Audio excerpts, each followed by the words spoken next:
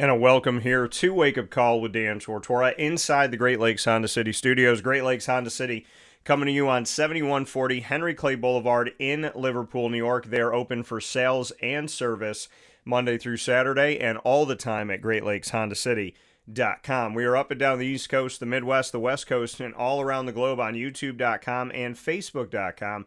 Both /Wake Up Call DT. You can also find over 2,000 episodes of Wake Up Call with Dan Tortora on wakeupcalldt.podbean.com. So make sure you hop over there. And of course, many thanks to everybody that is with us on mixlr.com /Wake Up Call DT for live internet streaming radio as we have returned to MixLR, a place that we had the show for a couple years, and so we have the opportunity to bring them back there, and we're happy to do that. So however you're tuned in to the show, we thank you so much for being here with us, as I said, up and down the East Coast, the Midwest, the West Coast, and all around the globe.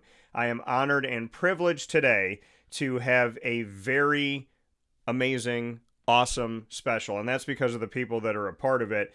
And this is a special on Syracuse Challenger Baseball and the Superfield of Dreams. I had the opportunity to cover the event over the weekend, the official grand opening of the Superfield of Dreams at Carrier Park right here in central New York, and to do some things going into it, to speak on some pieces of it. I had Dom Cambereri on the broadcast, and of course, we got to do some things on site, on location the day of, and now I get to share with you not one, but two specials with Syracuse Challenger Baseball and the Superfield of Dreams. And so first and foremost on the broadcast here this morning, I will have the opportunity, the blessing, and the privilege to be joined by Jennifer Savastino, the program director of Syracuse Challenger Baseball, who will start things off in hour number one, and then we will shift in hour number two to my special with John and Laura Lally, who have talked to me a while back about Syracuse Challenger Baseball, and now I got to see the essence of it, the reality of it, and live within it on the fields of the Superfield of Dreams and this complex that we now have in our community. And so they joined me from the press box, and we will be sharing that special with you from the Superfield of Dreams in the second hour of today's broadcast. So a lot of great stuff coming up where sports meets life here on Wake Up Call with Dan Tortora, and we are now picture-in-picture with Jennifer Savastino. You also know her as the CEO and co-owner of Gannon Pest Control, and I'm going to probably know her better because the bees love my house too much. So, Jennifer, I know she just took a sip of tea. I'll give her a second here. Jennifer, how are you today? I'm great. Thank you for having me. Absolutely. It's my honor and my privilege. And obviously, I got to be there, like I said, for the event in the grand opening of the Superfield of Dreams at Carrier Park. And so I got to film a bunch of pieces, including your speech, and, get to see you and see Dom and see the Lallys, as well as so many families that donated and gave, and, the Lobdell family and so on and so forth. So I'd love to kind of go back to that moment that was about a half a week ago, and just what it meant to you as program director for Syracuse Challenger Baseball to see this Superfield of Dreams truly come to fruition and be a reality in our community. I'm still a bit overwhelmed. It's been so long that we've been working on this project and talking about this project that, and obviously we spent a lot of time planning the grand opening. So it wasn't like I was shocked or, but just walking in there, and I've been to the park 1,000 times, but walking in there and seeing the families and the players get to see it, and for them to know that it's for them, that they are that our special needs players were the driving force behind this idea and this dream, Yeah. was just one of the best moments of my life. And like you said, this is something that comes with a lot of time. We heard Dom Cambereri talk about 2 decades of planning something like this out. People see the finished product of things, but rarely do many people see the blood, sweat, and tears that go in the background. What has that background been like, this journey been like behind the scenes of bringing the Superfield of Dreams to life? Well, my son Daniel started playing Challenger baseball 20, almost 22 years ago. I know this because I was pregnant for my youngest when he started, and we had to travel all over the county. We went 2 weeks in Liverpool, 2 weeks in Eastwood, 2 weeks in Lincourt, and it was just, as special needs parents, the last thing we need is one more schedule and one more, like, where are we supposed to be this week? So we started talking about wanting fields. And at the time, our league was small. It was 6 teams. Uh, but Dom got approached in 2010, I think, 2011. Him and Ed Mikulenko from the town of DeWitt Carrier wanted to give the town of DeWitt a bunch of land. Yeah. And Ed said, why don't we build your fields there? So in 2012, Dom asked me if I would help with that. And I missed a board meeting. My kids got sick. I didn't make it to the board meeting. And Dom called me after and said, oh, we decided you're going to be the head of you're going to run the fundraising. It was the epitome of never miss a meeting. Yeah. So I said, all right, I'll give you 2 years.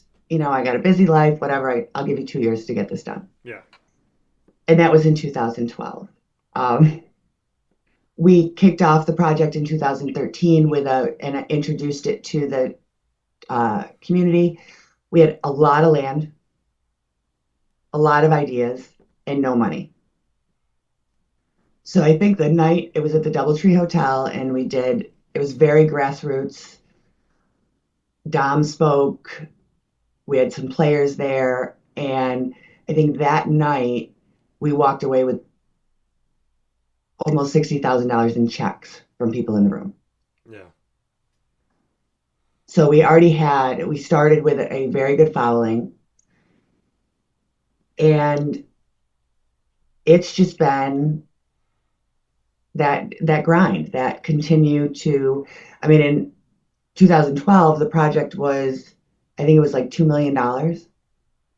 And the fields that we opened last Saturday, all in, is a $20 million project.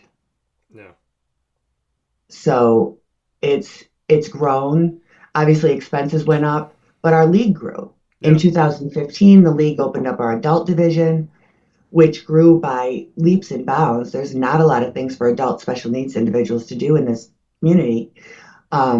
So we went from 2 adult teams to 6, then to 8. By 2016, when we opened, actually we were at 8 teams in a year. So the league was growing. Our original plan of 3 or 4 fields was not going to cut it for us. Yeah. So now we opened with we have 7 baseball fields when the park is fully used for baseball. And even that, with 7 fields, we're playing 2 different time slots. So we play Tuesdays and Thursdays. Our first games start at 5:30. Our second games start at 7, so that we can accommodate all 18 of our teams now. Which is remarkable and incredible and amazing, and a testament to the vision and the mission, and there is, it's funny when people talk about cliches, right? Because we hear that all the time. Oh, that's cliche. Oh, this is cliche. And I've told people, I said, I've lived long enough to say that cliche is just another word for true. Because if you build it, they will come. Absolutely. That's a true thing. And I love what you said about, the world of special needs and giving opportunities to people with special needs. That has been near and dear to my heart for a very long time. And if there's 2 things I want to say, and if you let me tell you a little story, Jennifer, if you're okay with that, I'll tell you kind of how. So I grew up on Court Street and on the north side, and there was a Big M Market, which is now the Diamond Market or whatever it is there. So I grew up right by the Big M, and on the other side of the Big M was a home for special needs people. And they were older. It wasn't children, it was, adults. And there was a couple things that I experienced. So I played basketball my whole life, and I'm playing in my driveway, and one of the gentlemen from the special needs home would come by the house, be going on a walk or whatever, and he would just stop and watch me play. And I think one day I asked him if he wanted to play, but he just wanted to watch. And I never forgot his face. And then there was another gentleman who would wait for my bus. And so I went to Our Lady of Pompeii, and our bus always took the same route. And I was right by my house, and we get to the Big M, and he would go and he would stand outside. And I try to not get choked up when I say this. I'll never forget this. But he would come and he would wave at the bus. And I would go to the window and I would wave to him. And I just always felt a connection. I just thinking, like, I was like, Ma, like, people with special needs always seem so much happier than everybody else. Like, do you realize I feel like they don't let life bother them as much. Like, maybe we should start listening to them a little bit more.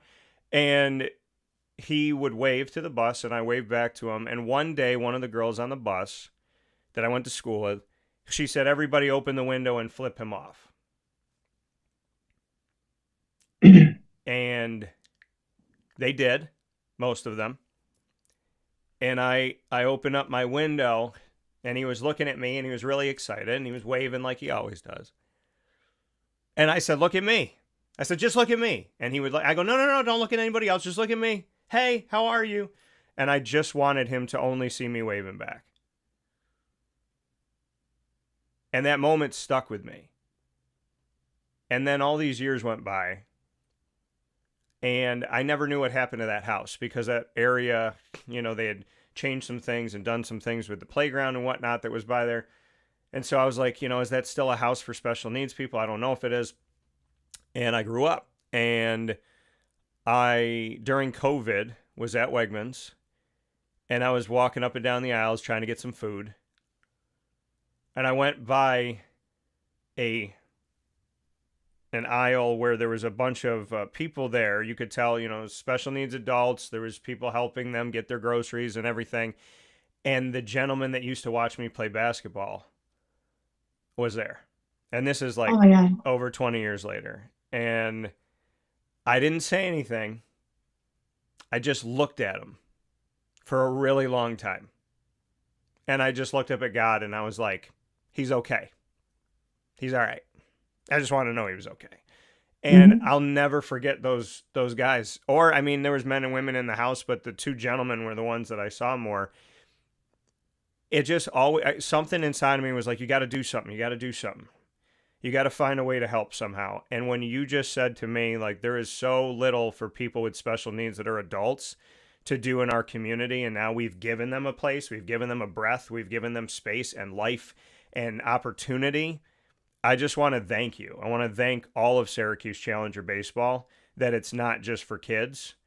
And I just want you to know where my heart was at when I said that. That's why I told you the story. And I want to thank you all for giving that opportunity. Well, thank you. You were there on Saturday. You saw the smiles, the hugs, the amount of hugs. Like I posted a reel about the day, and my whole reel is selfies. Our players love selfies. And I love them. I have thousands of selfies. And a lot of these players who've been playing for as long as my son has. So I have, 10 years of selfies with these players. And the smiles, the pure joy on those fields. Whether they're hitting off the tee or being coach pitched to, our final batter who always hits a grand slam. We have one player, Robbie, who is an older player. He's in his 40s, late 40s. He played Challenger baseball when he was a child, back when it first started. Yeah. When he turned 21, before we started the adult league, we had to cut players off at 21 because under the Little League International rules, all Little League is school age. Yeah. So we actually stretched it a little bit because most of our kids go to school till they're 21. But they didn't understand why they couldn't play anymore. Yeah. And Dom D and I, who were, we were the three directors for the league, Yeah. Our own kids were approaching that 21 mark. And we were like, what are we going to do? We're still going to run this league when our kids can't play. So we were on the hunt for trying to get an adult league. We were even talking to like Advocates Incorporated about underwriting it for the insurance and things like that if Little League wouldn't do it. Well, Yep. then in 2014, Little League International removed the age requirement for the Challenger division. And so 2015, we launched our adult league and we filled 2 full teams just with players who were uh, previous Challenger players that didn't understand why they couldn't play anymore. Yeah. And and then we had a couple of players. There was one player in particular that has a place in all of our hearts. His name was Jamar Reeves. He started in 2015 with us, and he loved all sports. And he but was never allowed to play. He watched. He would go and watch other kids play basketball, other kids play football, all of that. He was so excited to play Challenger. At 45 years old, it was the first time he was ever able to put on a uniform and take the field with as a team. Yeah. He got up to bat and he pointed his bat like he was Babe Ruth. And his brother-in-law, Tori, who was a good friend of ours, um, he was actually one of my son's mentors, and that's how Tori found out about Challenger. And I knew all about Jabbar. And when we opened the adult league, I said, you know what? I said we have so many players to play, but I'm going to save a spot for Jamar because everything I know about him and when I've met him, he deserves to play. And I'm so glad he did because unfortunately, he also had medical issues, and he passed away, I think 5 years ago, 6 years ago. So Sorry. he did get a few years of being able to play baseball, and but he was the most, again, loving, sweet. And there's some old news footage that Nico from CNY Central had done back in our inaugural adult year, and Jamar's on it. And he actually did another story when Jamar passed, just a footage of Jamar because he was such a spectacular showman on the field. Yeah. The thing, and obviously sad that he passed, but happy that he waited his whole life, and Syracuse Challenger baseball gave him the opportunity he never had. That before he went back to heaven, he got to put a jersey on.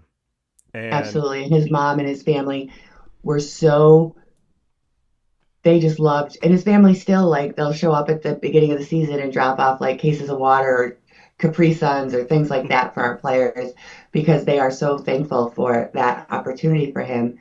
And he stole the hearts. Well, all of our players steal our hearts, but he definitely stole our hearts, and we still all talk about him. yeah, and that I think there's two types of people in this world. There's relationship based and there's transactional. And when Mhm. you're relationship based, you never lose that, right? That, like you Exactly. said, he passed away. He's up in heaven. He's watching over all of us. And what does Hmm. his family do? He's not there physically, but they're still giving. They're still acting like he's there. Here's the water. Here's the Capri Sun. What do you need? When you have a relationship based life, it doesn't matter who shows up, you show up. And Absolutely. I love that and I respect that. And in the spirit of how small this world is, I don't think you know this. I don't think the Lallys know this. I don't think Dom knows this. I don't think Lori knows this. So I'm going to share it here today. So I had the opportunity to speak with Philip Delaney, Hmm. and Philip was fantastic to speak It's with. outstanding. Had a great time with him, and I post it. And this is my life. This is God. This is how things go. I get a message from Diana. Diana is someone who drove the media shuttle for us at Syracuse University. I call her my guardian angel. She helped me through more things in 5-minute conversations back and forth to the dome from the parking garage than she'll ever know. She changed my life for the better. And I post this conversation with Philip, and Diana writes me a message, and she goes, "That's my nephew."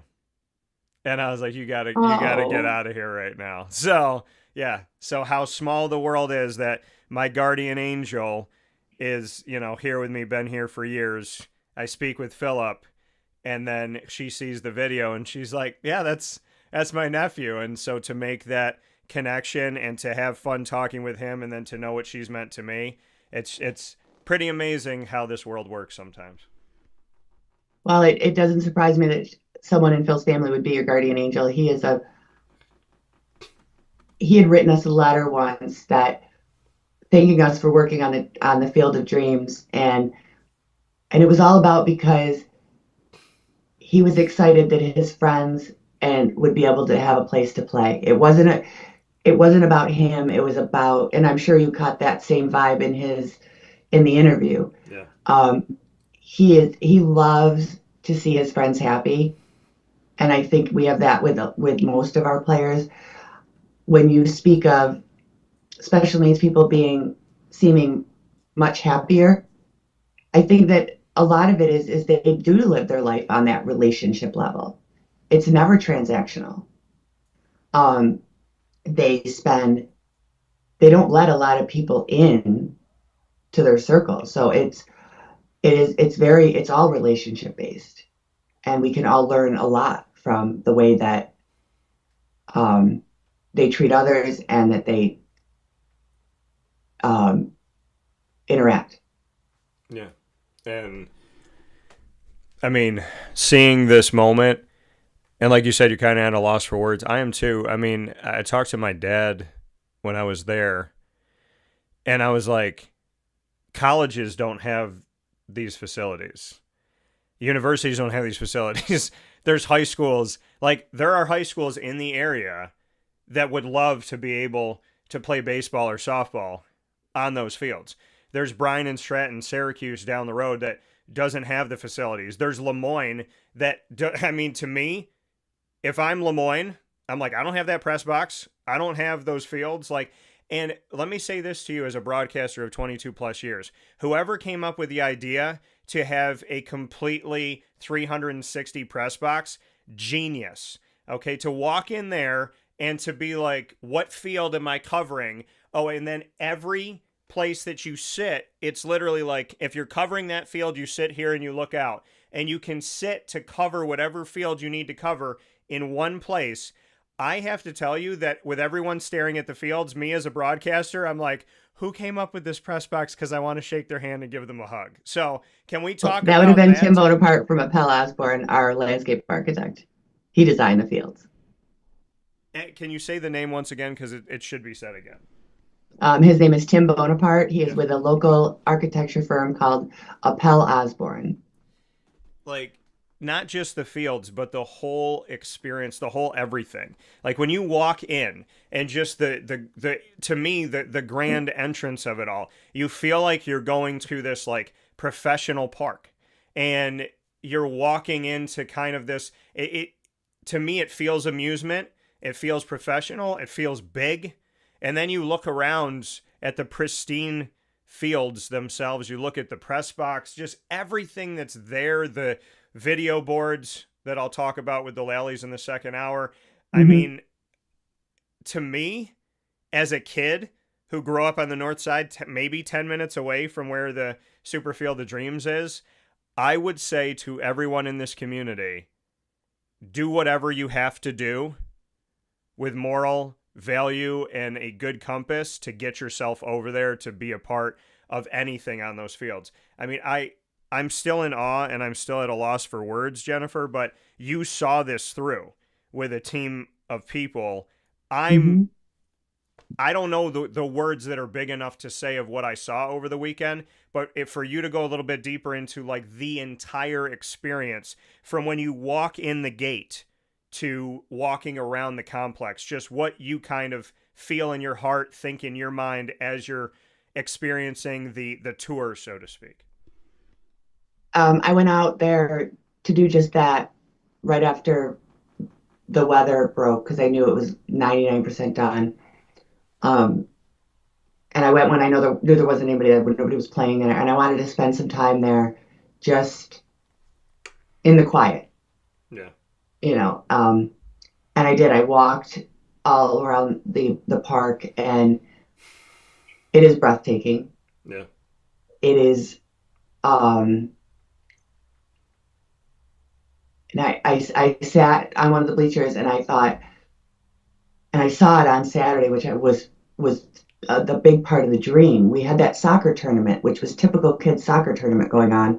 on the other half of the Superfield, and we had girls softball going on in the two front fields, and our players were playing on three of the fields. And the fact that we built a facility that our special needs players can play alongside the typical players. They can watch them play. Yeah. Hopefully there'll be more interaction between those typical players and our players as we move forward with this. That was the big part of the dream, because Challenger Baseball always had to play when regular Little League was over, or when typical kids didn't need those fields. And if our typical sports got rained out, we'd get bumped. Our game would have to get canceled because they had to make up their game. So that won't happen at Carrier Park. Yeah.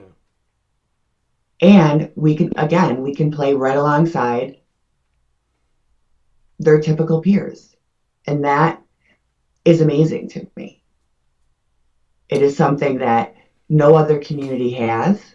Yeah. And it's, as a special needs parent, building something that is not off to the side for special needs people. Yeah. But right in the center, right with everybody else. That says so much to our community, that our community knew that it was necessary. And I hope the rest of the world continues to go that route. I mean, we've seen it in schools, but even in schools with inclusion, especially, and for good reason, special needs students have to meet certain requirements before they can be in an inclusive environment.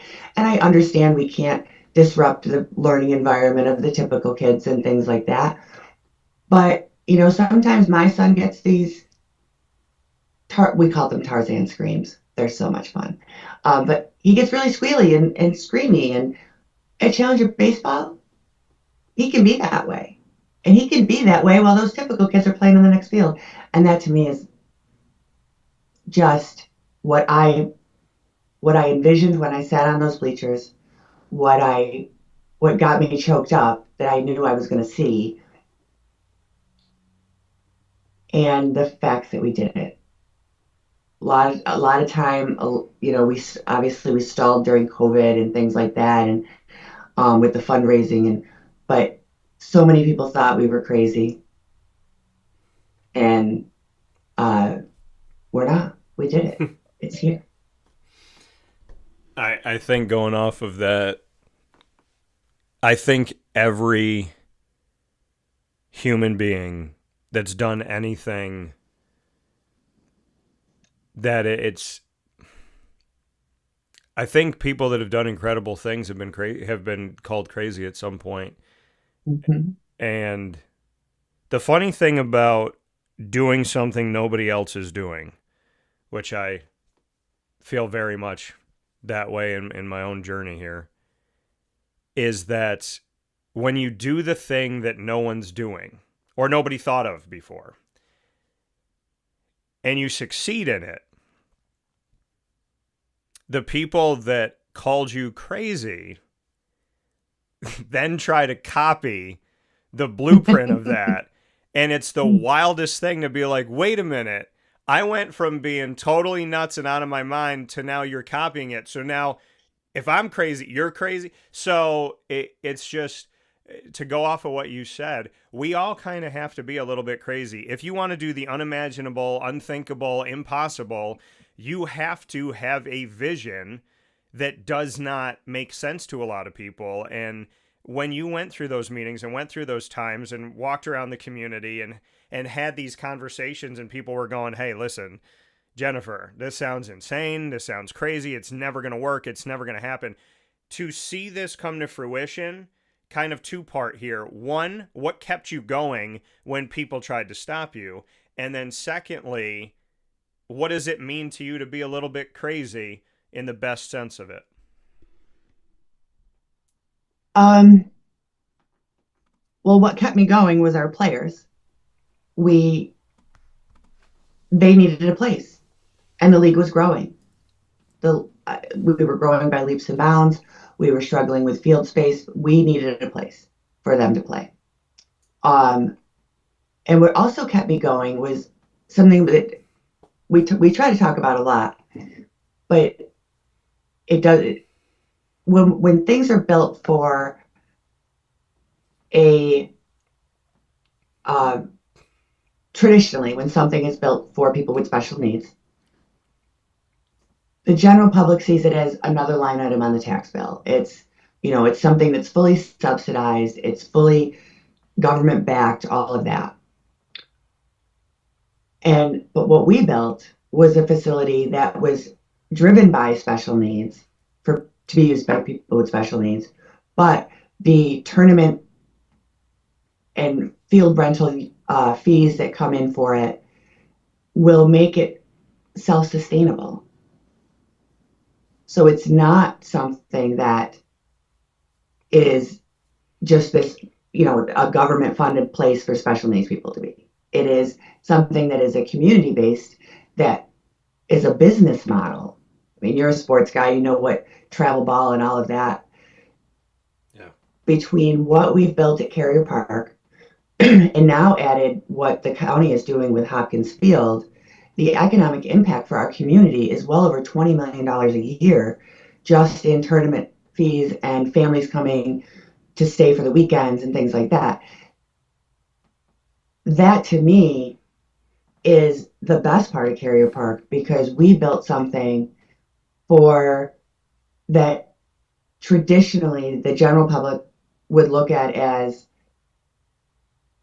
another bill, and made it so that it actually gives back and provides economic value to our community. And that is as a small business owner, as someone who loves Central New York, born and raised here, and has seen, the ebbs and flows of tourism or industry and all of that, that's huge. And again, never done before. And I knew that part of it would work. Talking to baseball people, and I'm not, besides Challenger baseball and watching the Yankees, I'm not a big, travel ball. My typical kids didn't play baseball. They volunteered at Challenger, but talking to the travel and tourism people, Danny Lee from Visit Syracuse, early on, a lot of the baseball dads who ran these travel ball things, learning about the kind of finances and the kind of money that people spend on that. That was really the exciting piece for me, is that I could say we built this for our league, but look what else it's doing for our community. So it is a park for everybody. It's not just for Challenger baseball, and that's, again, it's the inclusivity that we built, the mecca of inclusivity right here in Central New York. And I mean, essentially what you did is you took a part of our society in special needs that has been cast out to the side at times, brought them to the spotlight, and then said, those that you cast out, we're going to put in the spotlight, and we're going to put everybody else there. So you did this thing where those that were ostracized are now put right here in the center of it all, and then you don't ostracize anybody else. So you didn't, because that's what happens in society sometimes now, is somebody goes, well, I feel ostracized. So then they get put in the spotlight, and then they push somebody else out to the corner. So someone's always got to be in the corner. Someone's always got to be at the forefront because people are trying to repay each other. You go there, I go here. But what you did was you said, no one's in the corner. Everyone's here. Everyone can be on this field. So in the spirit of inclusivity and treating everybody equally and caring about people in general and treating all of God's kids the same, what the Superfield of Dreams essentially has done at Carrier Park is say those that were cast out will no longer be cast out, but in bringing them in, we will not cast somebody else out of that spot. We will literally put you side by side. Do you realize and see that like Superfield of Dreams is literally a field of dreams of there's no one that's being pushed off the field to let somebody else on the field. Those that were pushed off are now on, but other people are not pushed off in order for these people to be on. It is something for everybody to be at together. That is probably the best message. And I tried to say it to the best of my ability because my brain was like, oh my goodness, how did you pull off this equation and do it so well? But congratulations to the Superfield of Dreams for making sure that literally nobody's left behind this time around. And that's a beautiful thing. Absolutely. And that's the message that we have been pushing as we were, and we will continue to push as we're fundraising. Yes, it is the home of Syracuse Challenger Baseball, but it is a community field. And at any time, you can go out there. Yes, you'll see Challenger Baseball playing on Tuesdays and Thursdays. But every other day, there are Little League, travel ball, the assistant athletic director for Lemoyne was there on Saturday, and it's right down the street. He really didn't know anything about it. He came up to me. I've got to reach out to him this week. He wants to get more involved because he's like, I didn't even know this existed. Yeah. I mean, it's like I said, growing up 10 minutes away and then driving and seeing this. I mean, I don't have words. As you know, I've always wanted to be a parent. If I ever had the opportunity to do that, I am an uncle to many nephews and nieces, and of course my godson, Noah, who I love dearly, who's big into sports, and he's an amazing soccer player, and I'm not saying that because I'm his godfather. He's good. So, you know, I mean, I just think about it from that point of view. I'm like, as an uncle right now, I want all of them there. Like, I want him to have his soccer tournament there. So, and I was actually talking with people, and I didn't even know this, so that over the weekend, they're like, oh yeah, we were at Carrier Park, we had a soccer tournament that you just brought up, and they're like, yeah, we were playing our soccer tournament. I'm like, get out, I was there for the Superfield of Dreams unveiling. So, you know, we got to witness the fact that the community has Challenger baseball going on, and these other tournaments and these other events. For you, Jennifer, as a parent, where sometimes you may be somewhere and somebody may not understand your child, may not understand why your child's acting the way that they're acting or living life the way that they're living life. And maybe you have felt ostracized. Maybe you have felt not welcome in a place.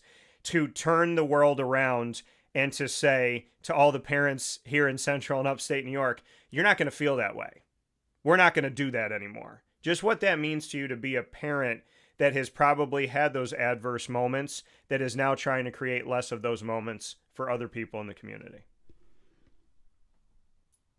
Well, I've said for years that Challenger baseball sometimes is more for the parents than it is, not more for the parents, but it is just as beneficial for the parents and the families than it is for the players, because being a special needs parent can be very lonely and a dark place, especially if, you know, and your friends, they try to understand, they love your children and all that, but they're talking about all the milestones that their kids are achieving, and you're like, great, you know, like, and it's not, and they're not saying it. I would hope for the most part they're not saying it to make you feel bad. Yeah. But obviously they want to brag about your child, just like, you know, but you're bragging about your 8-year-old who finally said please. You know, there's just a different level. Or you're out with them and their kids, and your child can't participate or is loud or whatever. Challenger baseball, the parents get it. If your child has a meltdown out on the field, nobody's looking at him like he's got three heads. Nobody's like, they just let him go. And one of the things that happens a lot in public, or it used to happen, Daniel now is 32. So, and when he was younger, if he would be having a meltdown, he used to like to have meltdowns in the Disney store. That was his favorite place to go. And if I said no, he'd want to have a meltdown. And I would hold my ground. No, because even though he's autistic, he still needs to behave. Yeah. So, but people want to come up and help. And it's like, thank you, but we just need to let this play out. And people look and they think you're a bad parent because your child behaves this way. And I mean, I've got pretty thick skin, so it was never like devastating to me, but I can see, Yeah. and I also, Daniel is technically my stepchild. I got him when he was 5. When his dad and I split up, he stayed with me, and he still lives with me today, and he's 32. Um, so maybe because I was a little older and all of that, but as a young parent with a brand new, I've seen it. It's hard, and it's again a lonely place, and you don't go out and you don't do a lot of things, but Challenger Baseball lets you do that. So my hope is that you see more families intermingling in our inclusive bubble here at Carrier Park, and they'll understand that it doesn't have to be a segregated life. We can hang out with, everybody can be together and do it. And I hope moving forward, like, what is it, urban development or whatever, when you're planning new housing and things like that, Yeah. that's a whole nother show. We'll have a whole another hour on that. That the model that we've used at Carrier Park, where everybody can be together, can flow over into those types of things like housing and uh, and just day-to-day living for our players. Yeah. In the whole, you got to take one step forward. If you want to take a second one, you got to take a first one. And I think this community of Central and Upstate New York means the world to me. So, Me too. and I value that. I value that there's people such as yourself here that are. There are a lot of people like myself here. I tell people all the time that when there are those people that complain about Syracuse or Central New York and that's all they ever do, and I'm like, if you're not finding something good here, you're just not looking, because there is good everywhere we turn around. I tell people all the time, I'm like, listen, you're in Central New York. When you complain about the snow every year, why are you looking up at God like you didn't know it was coming? Exactly. So if you don't like it, and then those same people are like, it's 91, I can't even breathe. And I'm like, okay, so you don't want -12, but you don't want 91. So you've just shown me that you're not pleasable. So, Exactly. And that's okay. But I tell people this all the time. I love my community dearly. Me too. So if you don't love this place, there's a lot of land on this earth. You can live anywhere you want. But the people that are here, I want to do something. I want life to have value, to have meaning, and it has meaning and it has value when you help.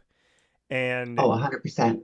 So for you, Jennifer, for your life, I know we've talked about a lot of different layers and pieces to this, but when you look at your own personal journey, not just as a mom, not just as a CEO, not just in life in general, as a friend, as a daughter, and so on and so forth, but when you look at like the whole all-encompassing journey, how would you describe the road of where you are today and being a part of this community? And just, when you wake up and you look in the mirror, what do you see is essentially what I'm asking in this road that you've been on. Because I feel like we can get lost in our job or our tasks, or we're a parent, or we're this or we're that. But when you look at who you are today, what do you see? What do you feel? Where have we gotten to in the world of Jennifer Savastino?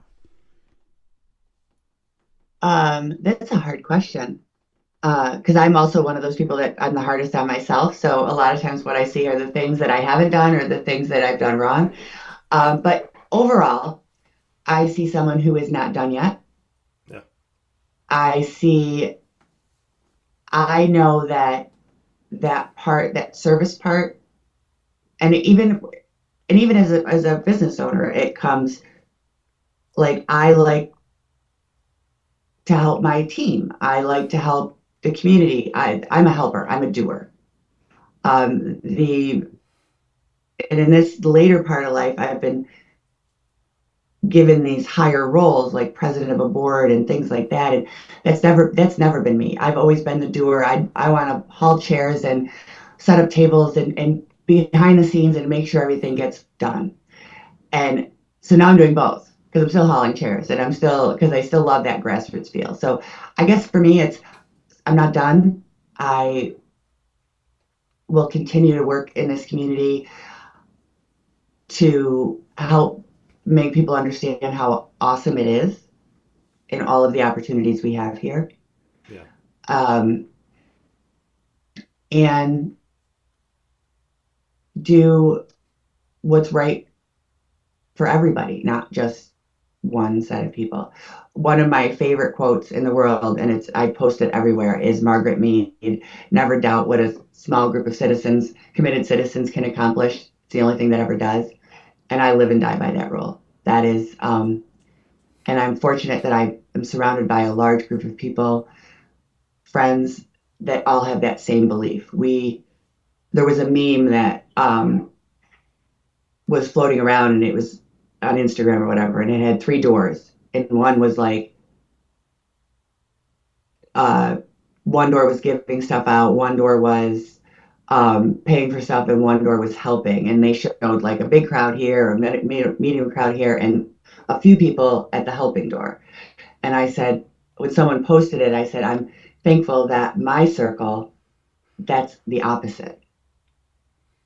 Yeah. The circle of people that I have, and that's the biggest change I've made later in my life, is that I surround myself now with those that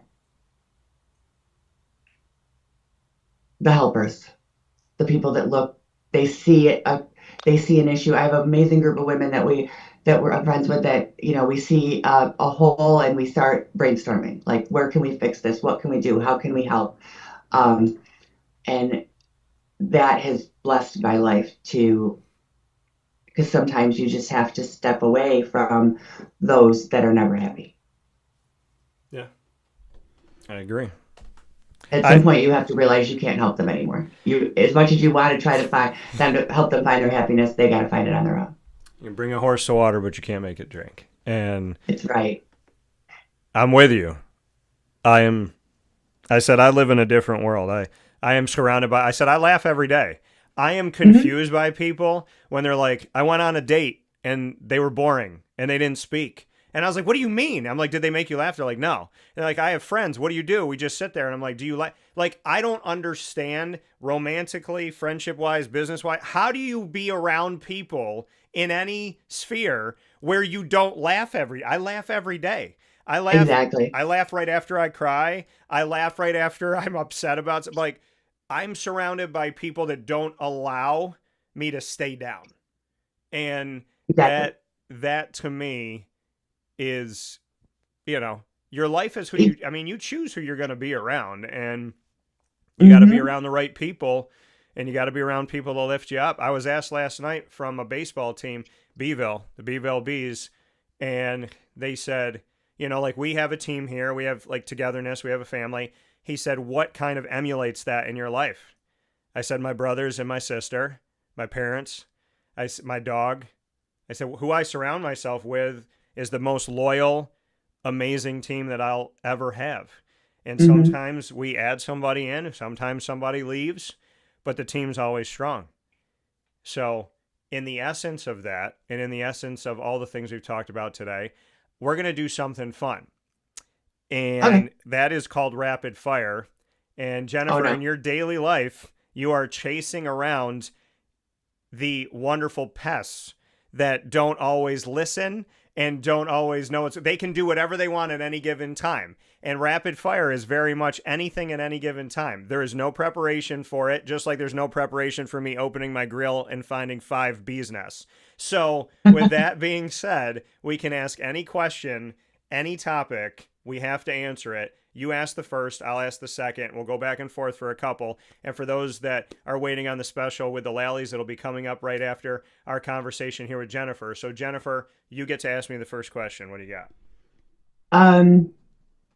What is your favorite part about doing your show? Getting to talk with people, learning about your story, finding something out about you I didn't know, building connections. Every interview that I do it with the anticipation of building a relationship and having that bridge be there all the time. So, Wake Up Call, I mean, there's a bunch of different shows I do, this being the main one. There's been over 5,000 guests on the show. I lost track after that. Wow. I don't ever put myself in a situation where that person can't come back, and we can't build that relationship and build that bond. So I would say that those that come on my show, and hopefully you feel this way today, but I want people to feel comfortable, safe, cared for, valued, and I want them to want to come back. And I want the people watching and listening to not feel like we're talking at them or that they're watching or listening to something. I want them to feel like they're sitting on a couch with us. And that mutual friend approach is how I live my life. So I would say the thing I love the most about my show is it allows me to meet people, learn about them, hear their stories, and hopefully continue to build relationships, because that is the coolest part of my job is I get to reach a lot of people and meet a lot of people that God's allowed me to do. And it's helped me form bonds that I value and that I, appreciate on and off the air. And I always hope that I'm creating new relationships, new connections, because why not? My question back to you, Jennifer. If you took over my show tomorrow morning and it was Wake Up Call with Jennifer Savastino, what 3 special guests would you have on the show and why? Oh, goodness.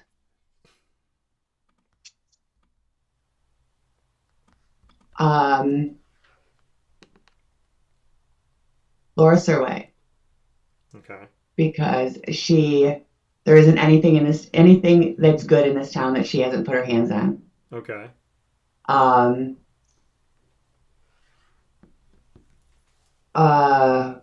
Do they have to be people like that I know? Could be it could be people you know, people you don't know, people living, people that passed away, anybody. Can they be like celebrities? Can I go that way? Yeah. Mel Robbins. Okay. Because I love her. Total fangirl. Went to see her live in New York City last year. Just love her. Love her message. Love her. And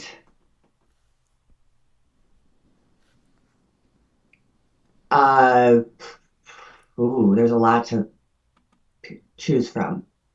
And Mel Robbins, as you're thinking of the last one here, the writer of the Let Them theory. Uh-huh. Yeah. Respect. Yes. And I've seen her message. I've listened to a bunch of her stuff. So I will say that very good choice, because she is growing in my life of like, okay, I want to hear a little bit more. I want to see what she has to say. So I respect that.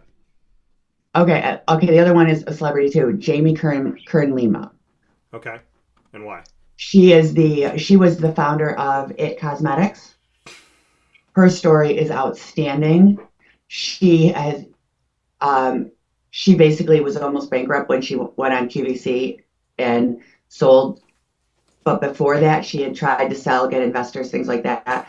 An investor actually told her that people wouldn't buy makeup from a woman who looked like her.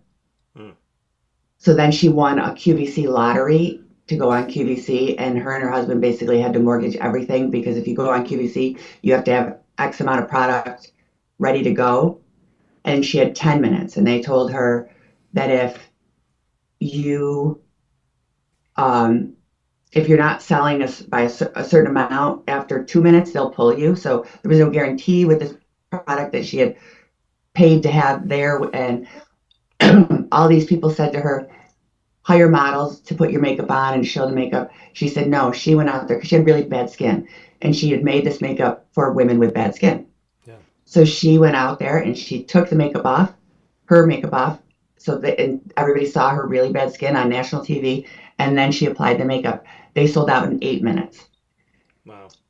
7 years later, I think, she sold It Cosmetics to L'Oreal for $6 billion and became the first female CEO of the whole L'Oreal Cosmetics world.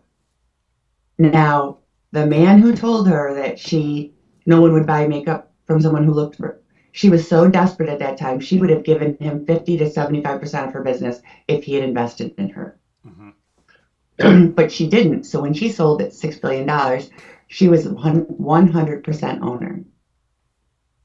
She has coined the phrase, and it's a phrase that I have been living by for the last couple of years. Rejection is God's protection. Yeah. And she has got a couple of books. And to listen to her speak, I actually met her in person at the Mel Robbins show in New York. She was 2 aisles ahead of me, and I completely fangirled out and almost jumped over people and ran up to her and was like, okay, you're Jamie Kern Lehman. I'm sure you just want to see this show because I know you're friends with Mel, but I just want to say hello and that I love you, and your phrase changed my life. And she gave me a hug, and we took a selfie, and she told me she liked my jacket. And I told her we could go shopping at Bevan Company, a local boutique that my friend owns, anytime. Yeah. Well, so it would be people that I inspired, that have inspired me, basically. Yeah, and it should be. And that's, you can make it whatever you want it to be. That's amazing. I do not think anybody who has any perceived success in society has ever achieved it without having the story of somebody just literally trying to sweep your feet right out from under your legs. We all have been there. So Jennifer, your last question for me today. What do you got?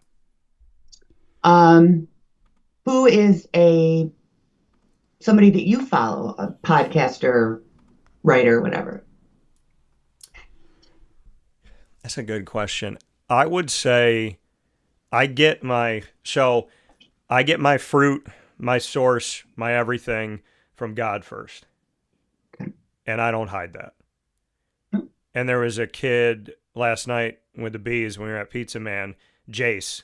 And Jace looked at me and he goes, "Man of God," right in the middle of the show. And I said, "Yeah."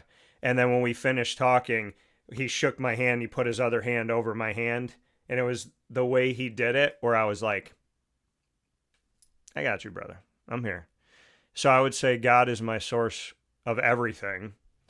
And a lot of quotes, a lot of things that he shows me all the time.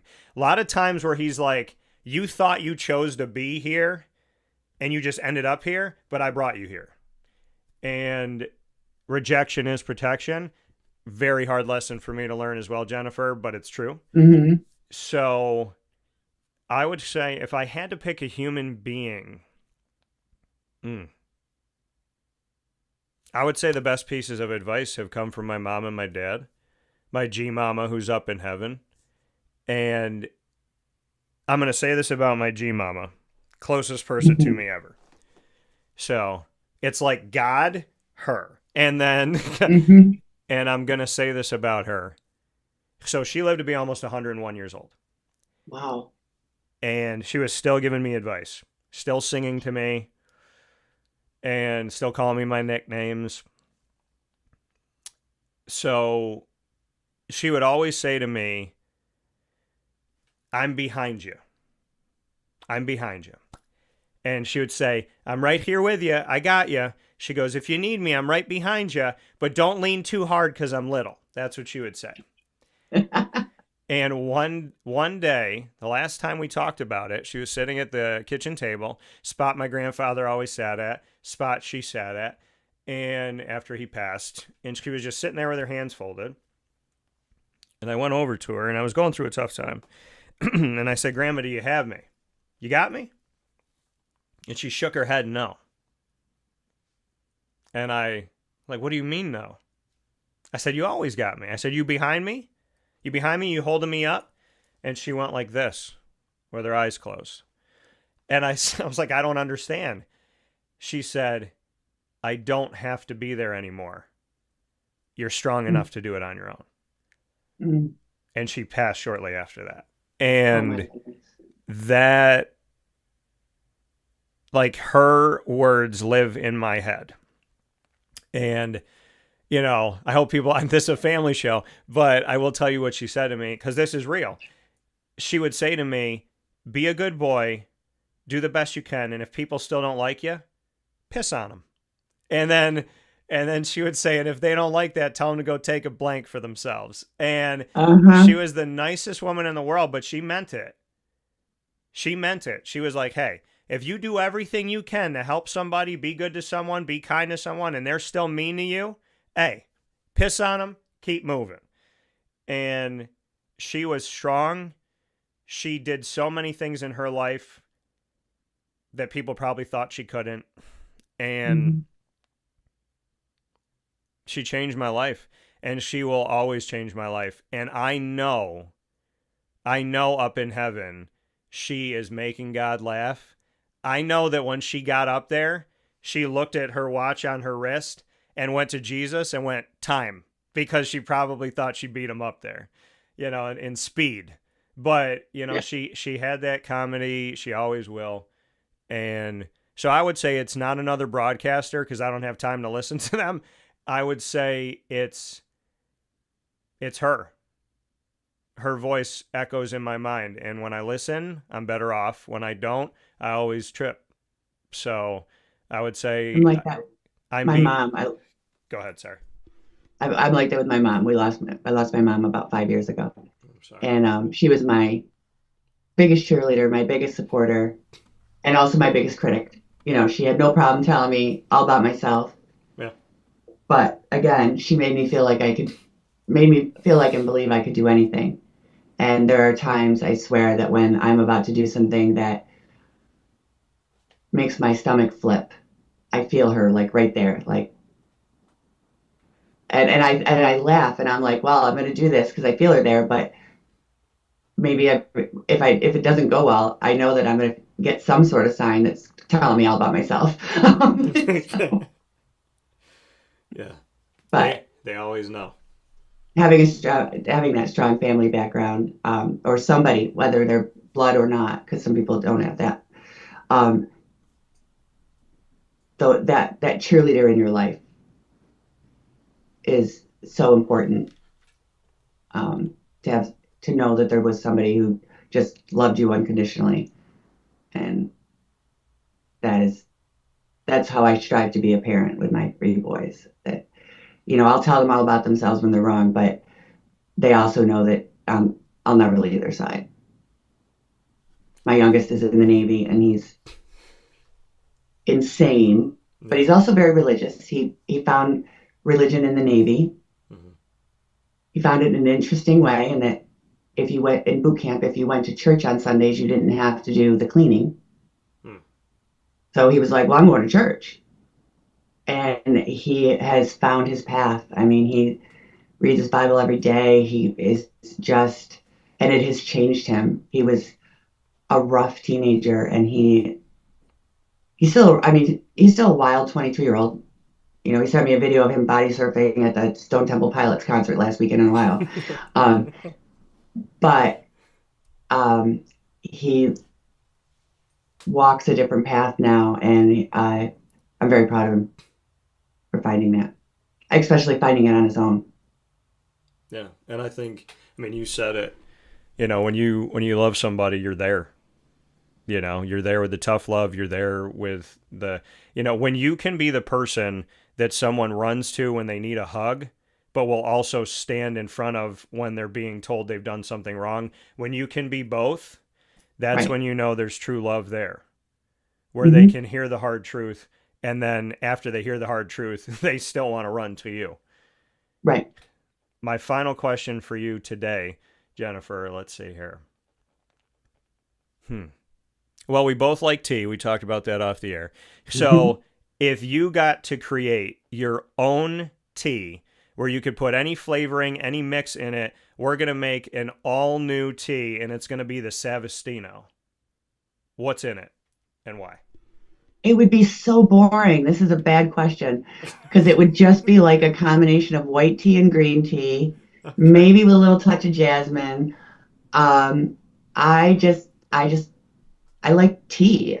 Again, I like the white teas, jasmine teas, green teas a little bit better than the black tea. Yeah. Black tea I like is iced tea. Okay. And but yeah, it would be something very gentle. I do a lot of shopping at this farmers market, and I do try the different ones. There's some great people who make organic fresh teas there, and I do try, but usually they're a white tea or green tea based with a. I don't even put sugar or anything in it. I'm not a sweets person, so Okay.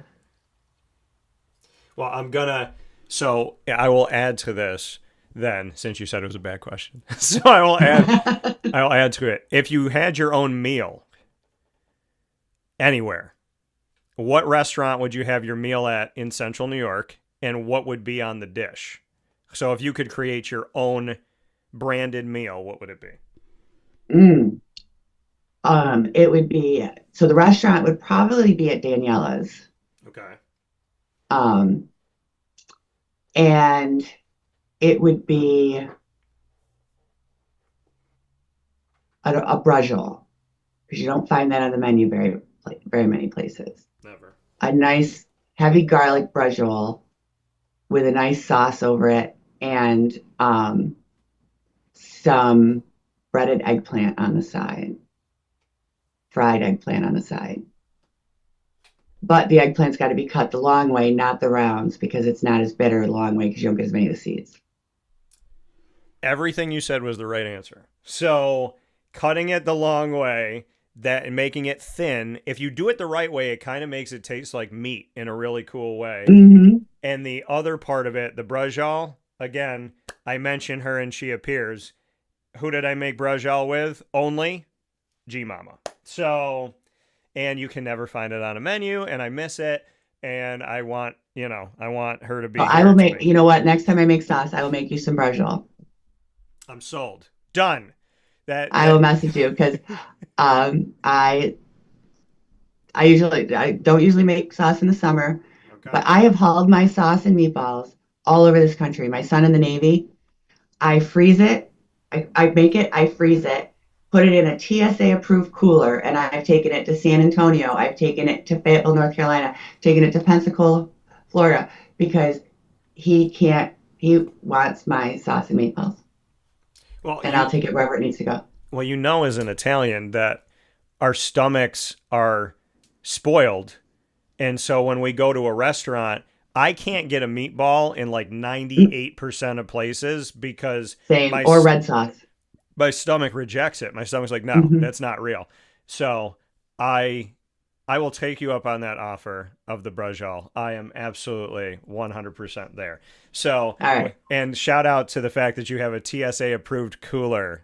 So I will say this right now. Listen, I love all the heritage, all different people, but I will say Italians, we're the ones that are like, oh, you can't take food? Figure out a way, TSA, to make this work because we're taking it. So, So if shut. you freeze it, you put it, I double zip gallon Ziploc bag it, freeze it flat, and then I stack everything in the cooler, Yeah. and then I check it. It gets checked, and the cooler is it got a 24-hour keeps things frozen, so it makes it to wherever I go. Put it in the fridge to defrost, and then I cook for him and his buddies. Um, and and he's like he does. It's so funny because he might be a little spoiled. He doesn't even question it. Like Yeah.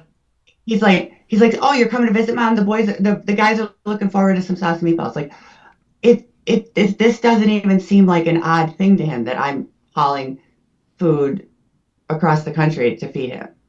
No, because again, when your name ends in a vowel, that's one thing that we just figure out how to. It's food because if you understand this in Italian culture, food is love, Mm-hmm. and when you know that, life gets a little bit simpler, a little bit more fruitful, a little bit more amazing. So with that being Absolutely. said, an amazing conversation with Jennifer Savastino, program director for Syracuse Challenger Baseball. Jennifer, I have a feeling this will not be our first. and only conversation. So I look forward to talking with you soon. I thank you for And everything that you've done. I hope we're going to see you at some games. We start playing at Carrier Park on June 2nd. Games start at 5:30, run till about 8. So I hope you'll come out and just don't bring your everything. Just come and enjoy some games. Yeah, no, I definitely am looking forward to just being there. Like I said, I couldn't be a broadcaster if I wasn't a fan first. So I look forward to it. And, you know, this is what I'll tell people. I know people are going to get mad when I say this. Syracuse Challenger baseball will probably show me better games than the Mets have. So, and I'm not a Mets fan. I'm a Mets sympathizer, but I am a Diamondback fan. My Diamondback's been rocking. So, Jennifer, thank you for the time today. I look forward to talking with you soon. And you do have my word that I will be out there at Carrier Park, and I'll let you know when I'm heading out. All right. Thank you so much. You have a great day. You too. Take care. Have a great day. Bye-bye. See you. That coming from Jennifer Savastino one more time here on Wake Up Call, where sports meets life.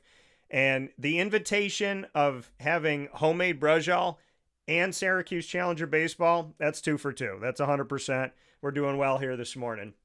And we have plenty coming up here in my conversation with John and Laura Lally as we continue our spotlight on Syracuse Challenger baseball here in our community and the Syracuse wonderful opportunity here in central and upstate New York, here in Syracuse and beyond, of people coming into town and people that are here that call it home, the Superfield of Dreams at Carrier Park. All that's coming up with the Lallys right after this on Wake Up Call with Dan Tortora inside the Great Lakes Honda City Studios.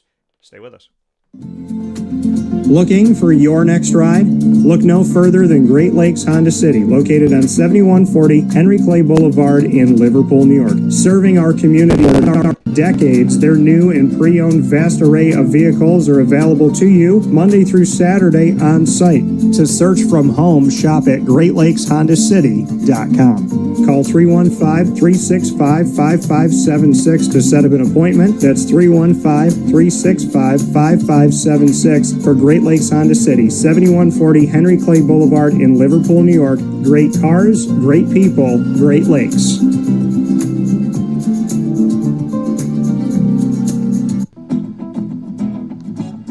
Hi, this is Amy from Mother's Cupboard, home of the whole frittata. We are open daily 6 a.m. to 1:30 p.m. For takeout orders, call 315-432-0942 and tune in to Wake Up Call with Dan Tortora for our monthly food challenge and try our Wake Up Call signature menu item available 7 days a week.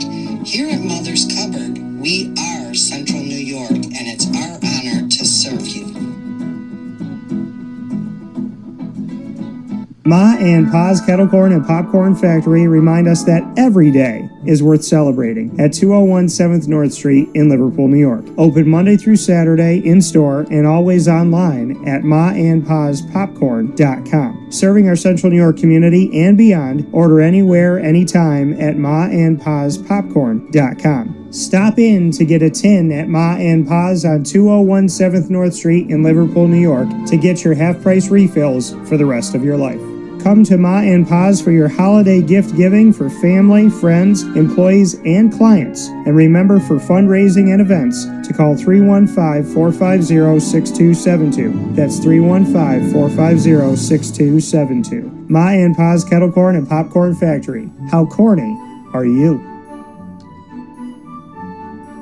This is Jimmer Sikowski, owner-operator of Chick-fil-A Cicero, 7916 Brewerton Road in Cicero, right in front of the Home Depot. I had a deep feeling that God wanted me to do something bigger with my life and to help people, help others. I kept putting Chick-fil-A in my life, and I realized as I was going through the franchise selection process that positively impacting the lives of others was really core to what we do here at Chick-fil-A. First of all, it starts with the food. The food is brought in fresh daily. We bring in local produce. We prepare to order in the kitchen. We hand bread our chicken. We hand spin our milkshakes. It's great food. It doesn't taste like fast food.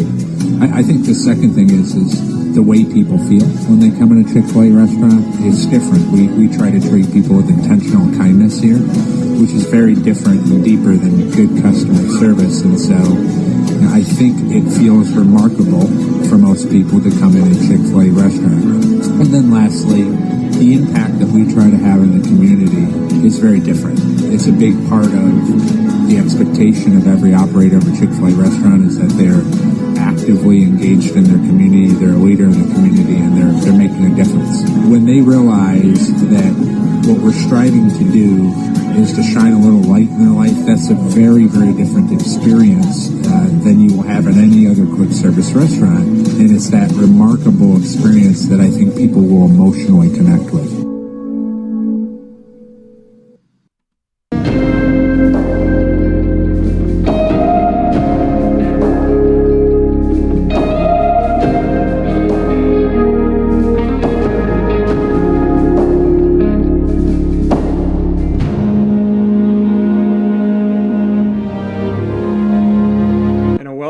To a very special edition of Wake Up Call with Dan Tortora. We are on site, on location at the Superfield of Dreams here at Carrier Park, celebrating Syracuse Challenger Baseball. And I am here for a very special sit-down conversation with John and Laura Lally. How are you both? Awesome. And just to be here in this moment, what I find to be unique and kind of a full circle moment is the last time we sat down, you spoke about how much you like to give back to the community. And you brought up Syracuse Challenger Baseball. You talked about how much it means to you. And of everything that you spoke about, this was the one that I really felt like you had so much passion and want to talk about. So I'd love to kind of revisit that and say that we once kind of shared some thoughts about it, but now we're living in the world of Syracuse Challenger Baseball and just what it means to you. Today feels like a full circle moment. And we've shared our story many times with other donors, and we all share a very similar journey. Dom asked us to come to a game and get an idea of what it was all about, and we went to a game and our hearts exploded. We couldn't wait to become part of this organization. It was probably the easiest money ask anyone's ever had to do. It was genius. Also, if I'm sitting here looking out at the field with the kids playing right now, the facilities here are absolutely incredible. That these kids get an opportunity to play on basically college type facilities, and it's just spectacular to watch the enjoyment that you see in the faces of all these kids. What were the first things that went through your minds and hearts when you first came to a Syracuse Challenger game? Oh, what are you going to tell them about me tearing up? John started crying, which... Tearing up. That's different, just for the record. I call him a grizzly teddy. He's mushy. He's a tough exterior, but he's all mush on the inside. But I think both the players and the parents resonated with us because we grew up with kids in sport, and we know how important the relationships are with the other parents, and how you're going to be at a ball field from 10 in the morning until 6, and you've got some kids playing lacrosse and some kids playing soccer, and some of your kids are going to be playing baseball. And I thought how nice for these parents to have that normalcy of they also get the relationships that you build when your kids are in sports. And obviously for the kids, I felt it was such a game changer for them, no pun intended, that they get to participate and feel the pride and the confidence, the camaraderie that goes along with being on a team. And I think it helps everyone, not just emotionally, but I think cognitively that helps with development and their physical therapy. It's all intertwined. Yeah, and if you get a chance, you should take the opportunity to come out and see what's going on here. The programs are incredible. The facilities, there's playgrounds on one side. There's a soccer field that's taken over one of the fields. The Challengers playing on a couple of the other fields, and there's girls softball. Some of the other fields, I think there's 7 or 8 fields total. It feels like there's 20. Yeah. I mean, it just feels so much. It's so much bigger than we had imagined. When you're trying to to get a visual when there's big mounds of dirt everywhere, and but seeing it, the drone footage that they had on social media helped a lot. But it's spectacular, and there's food stands and there's places for you to eat and rest, and it's just a fun epicenter. Yeah, it's a tremendous impact for the entire community. Mm-hmm. Well, and that's the thing here is not only is it the home, the Superfield of Dreams at Carrier Park for the Syracuse Challenger baseball, but also looking at the fact that this is now a home for the community, be it basketball, baseball, lacrosse, soccer. There's so much that can be had here. I grew up 10 minutes away, maybe 10 minutes away from here on the north side, and I didn't have anything like this. Yeah. So We didn't either. So I feel like it speaks to the development of the community. It speaks to a passion project, really, for everybody living here. That, I mean, to me, it screams opportunity, community, togetherness, and a future that's going to be a heck of a lot brighter for Central and Upstate New York. Think about it. How many recreational communities have all AstroTurf fields? I mean, you're lucky if you could come up with one, much less a whole complex of AstroTurf, and it's state-of-the-art facilities at the town and the community level, and it's just absolutely amazing. I walked out there and looked around going, shoot, I mean, when I was at Syracuse, our AstroTurf, and again, that was in the 80s, was not that good. This field is better than what we had at Syracuse in the 80s. One of the gentlemen that was taking us around kind of on a little tour before everything got going was telling us that each field won't be flooded with water ever because of the irrigation systems that are under the fields are done so that everything gets drained out. So there's not those rain. The next day you can't play on a field because it's underwater. Well, dirt fields, you can't play until it dries out. Yeah. And think of it growing up, how many games got canceled because of weather. And we all know it never rains in Syracuse, right? Or snows. There's snows, right? Well, this time of year, if you're getting too much snow. On Monday. Somebody told us it hailed on Monday. It has snowed on Mother's Day. I came back from Florida around Mother's Day time to a full-blown snowstorm. So yeah, well, we're not complaining because Florida at this time of year is hotter than the surface of the sun. Yeah. So we're happy to be here for many reasons. Well, and to the point of, speaking about the AstroTurf and just the impressiveness and the ability for these fields to not be in a state where you have to cancel a game or postpone games. I talk to and work with high schools and colleges and universities all throughout this community that don't have the facilities that the Syracuse Challenger baseball programs now have. I mean, I know there's colleges that are around the corner from here that are probably eyeing these fields. I know that, there's a lot of high schools that are trying to get turf for baseball and softball. So this is a home that really speaks to the entire community and facilities that, you can't boast of really anywhere else here. I mean, this is the state-of-the-art facility that I think a lot of people are going to make phone calls to, but I definitely applaud the town of DeWitt and all the powers that be that said, whoever wants to be here, this is a community place, but Syracuse Challenger baseball has precedence. Absolutely. I thought that was really special when they announced that, and I think it brought a tear to Dom's eye. So. Yeah, and this is a model for a public-private partnership that it took commitment from both sides to get something of this caliber set up and ready for the community.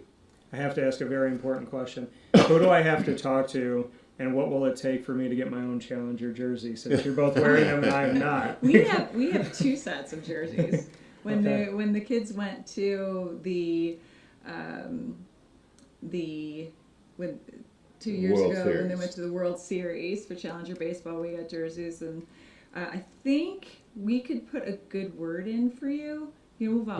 We might know somebody that can help out. Well, the executive director you made mention of, Don Cambereri, I got to do a feature with him and speak with him about many layers of his story and why he wanted to do something like this. Hearing his message and 20 years in the making, just what that means to both of you. First and foremost, your experience personally with Dom, and then to see that this is truly his passion project and something that he's poured his heart and his soul into. Well, Dom is infectious. I mean, you talk to Dom, you're ready to run through a wall for him. You're like, yes, what do we have to do? What do you need? I think the special thing about Dom is that this is a project that was grounded in love for his children. And, you know, the disappointment when his first son wasn't able to play, and the tears and the heartbreak over that. I mean, he's just a 5-year-old little boy. Yeah. And we've all been that 5-year-old kid that wanted to play baseball or softball or a sport, and he just unfortunately wasn't able to play because of the constraints on fields and volunteers, and there wasn't a program. So it was almost like divine intervention, and Dom was put there in that place to stand up and say he wanted to take on that challenge. And he's been doing that for so long out of love for his children. So you can't find anything more pure and motivating than the love for your children and what you want for your children. So it's just a special story. Yeah, he's a special person. When you look at the amount of time and effort and the never quit attitude for not just weeks or months, he's been driving this dream, so to speak, for years. And his commitment to pulling the right group of people together and doing the fundraising. We all know fundraising's not an easy thing, mainly when you're talking about the magnitude of the project they have going here. To be able to watch that materialize has been just super special for Dom, and we're just glad we could play a small part of the project. And he's tenacious. You know, he's going to keep at it. He's going to keep at it. And we were laughing while everyone was speaking, and I said to John, "Can you imagine trying to dodge Dom?" Like, here he comes, and you know he's so friendly and warm. It's you know you're not trying to dodge him, but he's so tenacious that he'll find you. He was born to be in development. Yeah. And when you speak on being a part of this, the video boards that got unveiled in a very special way at the Superfield of Dreams grand opening at Carrier Park, to have SpongeBob, to have Cookie Monster, Kelly Clarkson, Dick Vitale, as well as Michael Kay.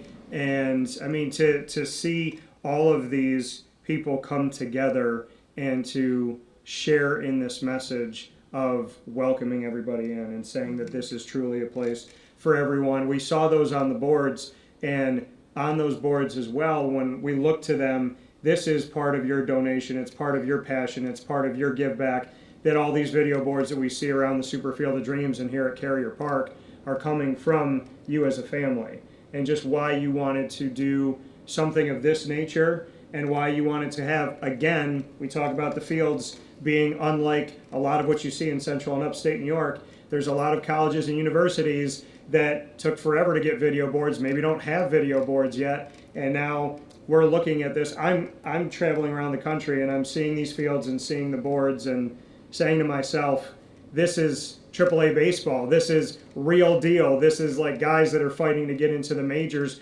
You're giving something through your family that makes this look even more professional and makes these kids feel like they truly are the champions of the community. So I want to thank you for the video boards, because I love them, and I love the fact that they got unveiled by really showing us around the country just how many people, and for me as a kid, the Cookie Monster was a part of it. Cookie Monster's my favorite too. Yeah.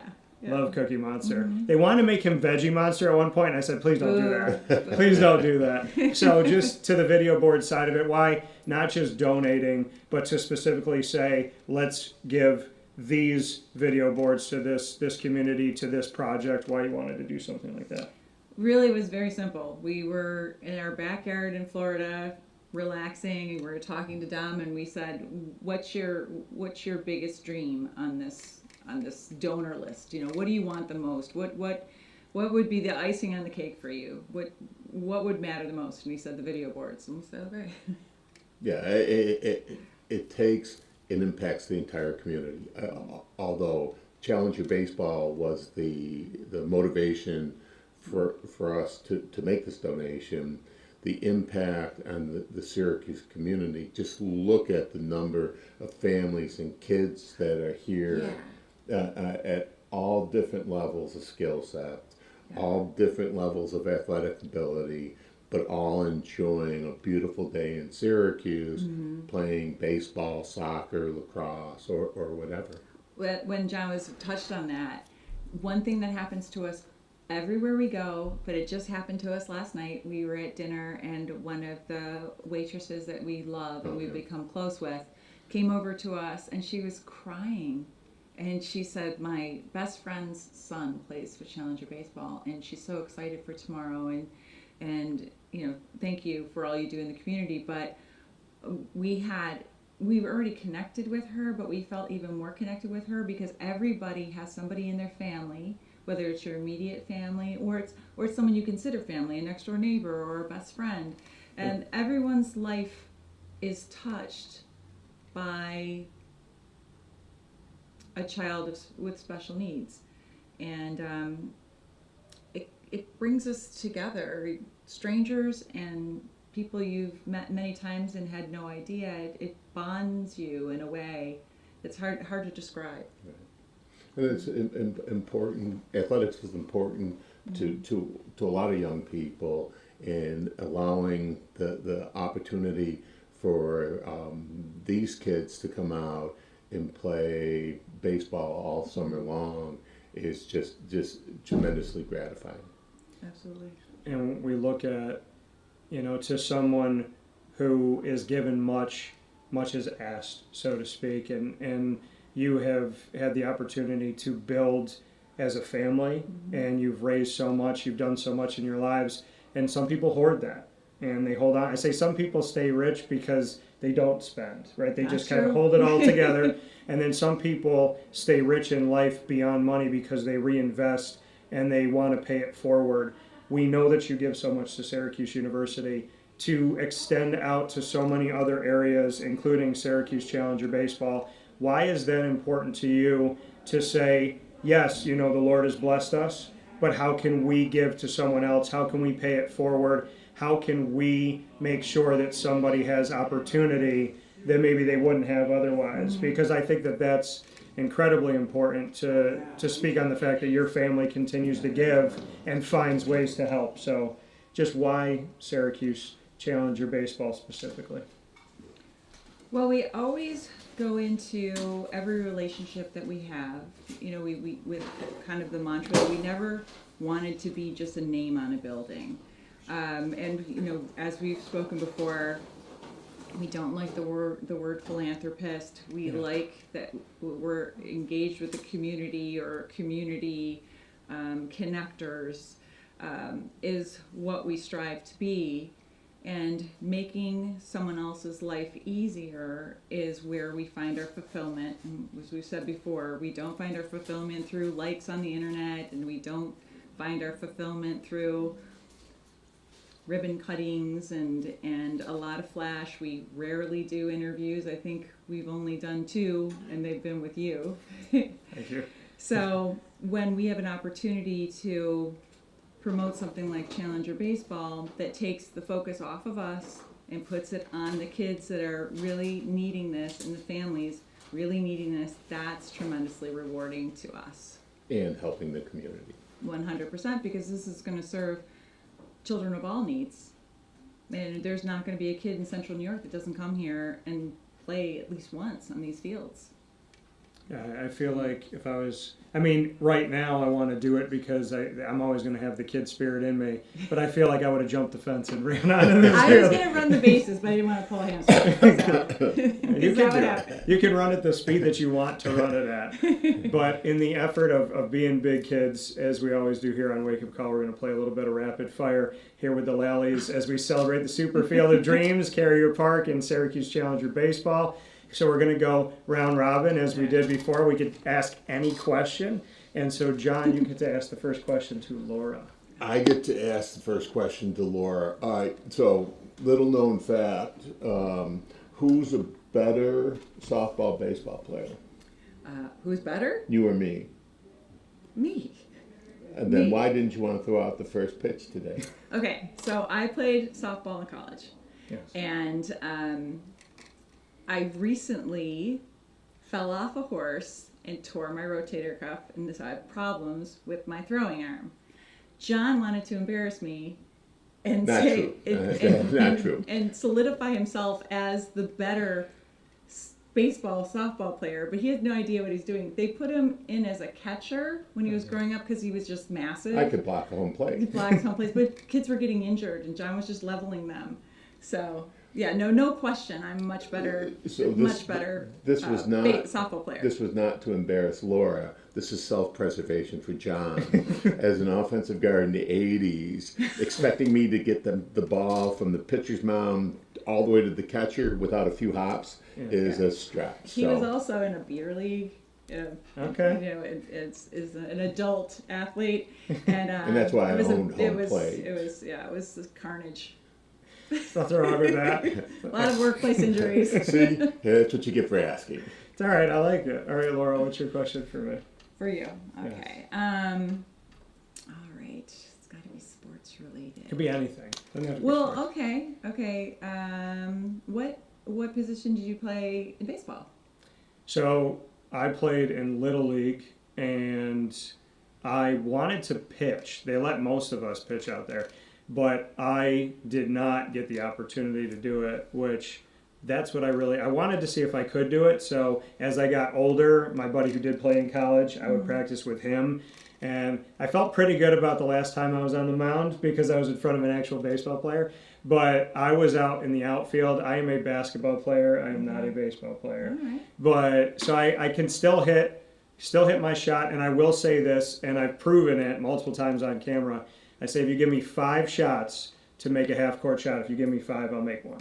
I believe you. And so I've done believe you. I've done it 4 times on my first try. I did it, the last 2 were on my second try on a court down in Florida. Outside, I did it on my 5th. And I actually beat Brandon Trish in half-court knockout. And Gene Waldron just saw me play and saw me hit my second one. So you have witnesses. I have witnesses to every time I've done it. So the last 6 or 7, they've all been witnessed. Well, And that's here in this good. community and beyond. So my question to John. All right, John. Okay, John. You and I are going to do a travel wake-up call broadcast. We can go anywhere in the world, and we can interview any 3 people. So where are we going to fly to do the broadcast, and what 3 people will be on the show? So This is just my way to get on the private jet. This is we're going to the French Riviera, Nice, France. okay. We have to be someplace Oh, that's cool, fancy. right? And I like it. And I'm going to bring Fran Brown. Okay. I know him a little. I know him a lot. Chancellor Haney and Brian Blair.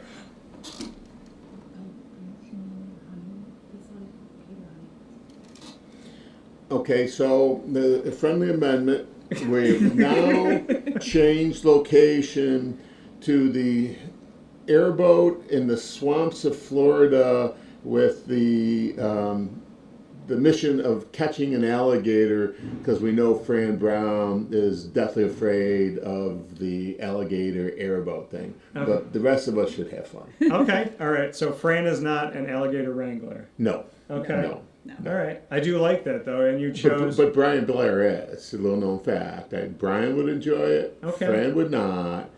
What about Haney? Haney likes the offshore fishing, so He's fisherman. he might be a little bit sketchy on the whole airboat through the swamps of Florida. I don't He can live. handle it. Yeah, I'm not a person that lives with much fear, so I would say bring it on. Yeah, awesome. Awesome. All right, John, what's your question for me? So my question for you is, if we did an alligator hunt and you had to catch a 12-foot alligator, which I have documentation has been done in the past, how long do you think it would take for you to get that alligator into the boat? That's an excellent question. That's a very good question. Are we in shallow water? You're gonna be. So shallow water, generally less than 10 foot. But Okay. you're in gator infested. I'm in gator And infested. you've got one of their friends in throes of. And I've got one of their friends, okay. But you've never been asked that question before. And how long is it going to take me to get them in the boat? Yes. By yourself. Oh my god. Does he have assistance? Do I have this? Well, no. He's got to get it in the boat by himself. Oh my goodness. That's unfair. Yeah. He's a rookie. I'm going to say, give me a few hours, but I trust my strength. It's going to take me a while, though. So I will tell you the answer to the question is never. Because I'll do it. I'm not going to give up. An alligator that size is a 4-person job. Four-person? Just for the record. All right. And when I say 4-person job, includes me, one of my other college offensive linemen, a young guy who's very strong, very fit. So it's not an easy task. So I'm going to say, give me Brian in the middle. Yeah. I'll take the head. J. Michael can help somewhere with Brian, and Frank gets the tail, so he's farthest from the teeth. Yeah. Yeah. I think that this interview's got spiraled down. I like it. All right, my question for Laura. So I have my own sandwich in the community at Mother's Cupboard. Okay. I have my own breakfast potato at the Baked Potato Express food truck now. Mm-hmm. If you could make any dish in the community of Central New York that is yours, Okay. what would you make and why? I even know the answer to that. So I make it.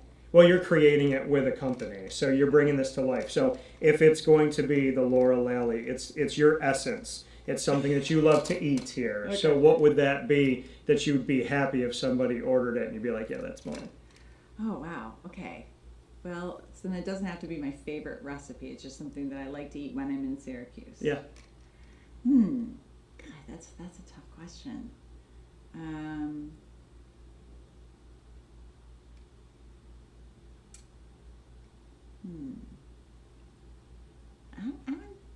so boring. I was going to do a short rib, like enchilada. Well, you can do your Lally Love Bomb. Lally Love Bombs, which I've talked about before, which is my favorite. Or you can do the breakfast that you get made, your eggs, bacon, an English muffin. Oh yeah, it'd be a breakfast sandwich. Okay. Eggs, bacon on a sesame bagel would be sesame mine. bagel? Yeah, would be Okay. my thing. Yeah. All Yeah, right. you can thank me later, Phil. Yeah. Thank you. Thank you. Yeah. So from the better softball, baseball player to the lesser, according to Laura? Yes. What is your question for your husband? Oh, okay. Let's see. You know what would have been really fun in this segment, though, that I just thought of? Go ahead. We used to read tweets out to each other in the morning when we were drinking coffee. Okay. We just, like, the rudest. Oh, yeah, the mean tweets. The mean tweets. Yeah. And that would have been a fun segment because we could really go to town on that one. To read out the mean tweets. So what's the question? What's my question for John? Anything you want. I don't get any mean We, tweets. during the 80s search, the mean tweets. Those were great. Oh, yeah. Okay, my question for John. What would you, if you went back to school, you started, junior high school, College. you go back in time, and you couldn't play football, what sport would you play? Oh, well, I sucked at basketball. I tried that for 1 year, and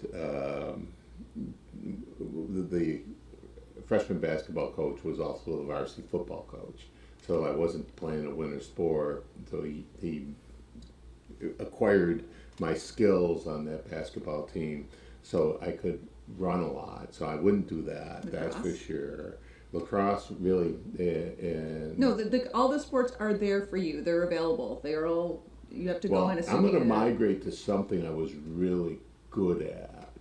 Okay. So it turns out when I was younger, I didn't wrestle my freshman year, but I did the remainder of my high school career and was a pretty formidable opponent on the wrestling mat. So wrestling. So that's the only other thing I think I was really good at. Okay. So I mean, you could say shot and discus, but that's kind of boring. So I was also a wrestler.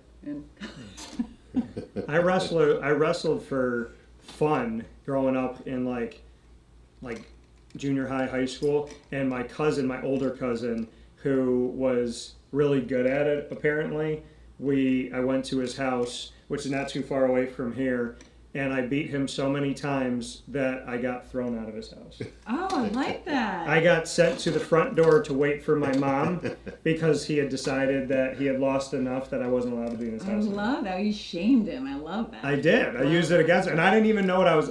I'm one of those people where I believe I could do anything. So if you put me in a situation where it's me versus somebody, I'm going to get after it. Same. I'm exactly the same. For you two, little known fact is I also wrestled Greco-Roman and freestyle and competed against the Swedish national team, where I lost to the heavyweight but beat their unlimited guy. Well, so just in the Swedish national team. That's Okay. what I'll tell you.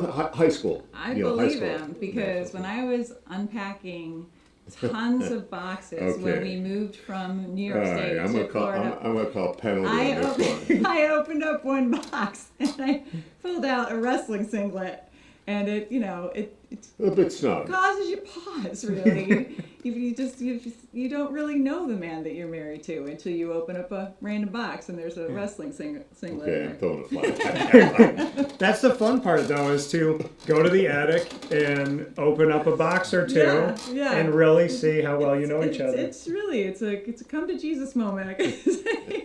That's true. You know this is getting published, right? So with that being said, for John and Laura Lally, for myself, Dan Tortora, and this edition of Wake Up Call, for the first time ever here at the Superfield of Dreams, Syracuse Challenger Baseball, here at Carrier Park, I want to thank everyone that is a part of this mission, this vision, and this passion project, for our community and everyone that travels in, and to everybody that has put their heart and soul into this, including the Lallys. I want to thank you for allowing me to talk with you about it, and as always, for reminding me that you speak to no one, but you always speak with me. So thank you for that. Well, thank you so much. Thank you. Thanks, Dan. Thanks again.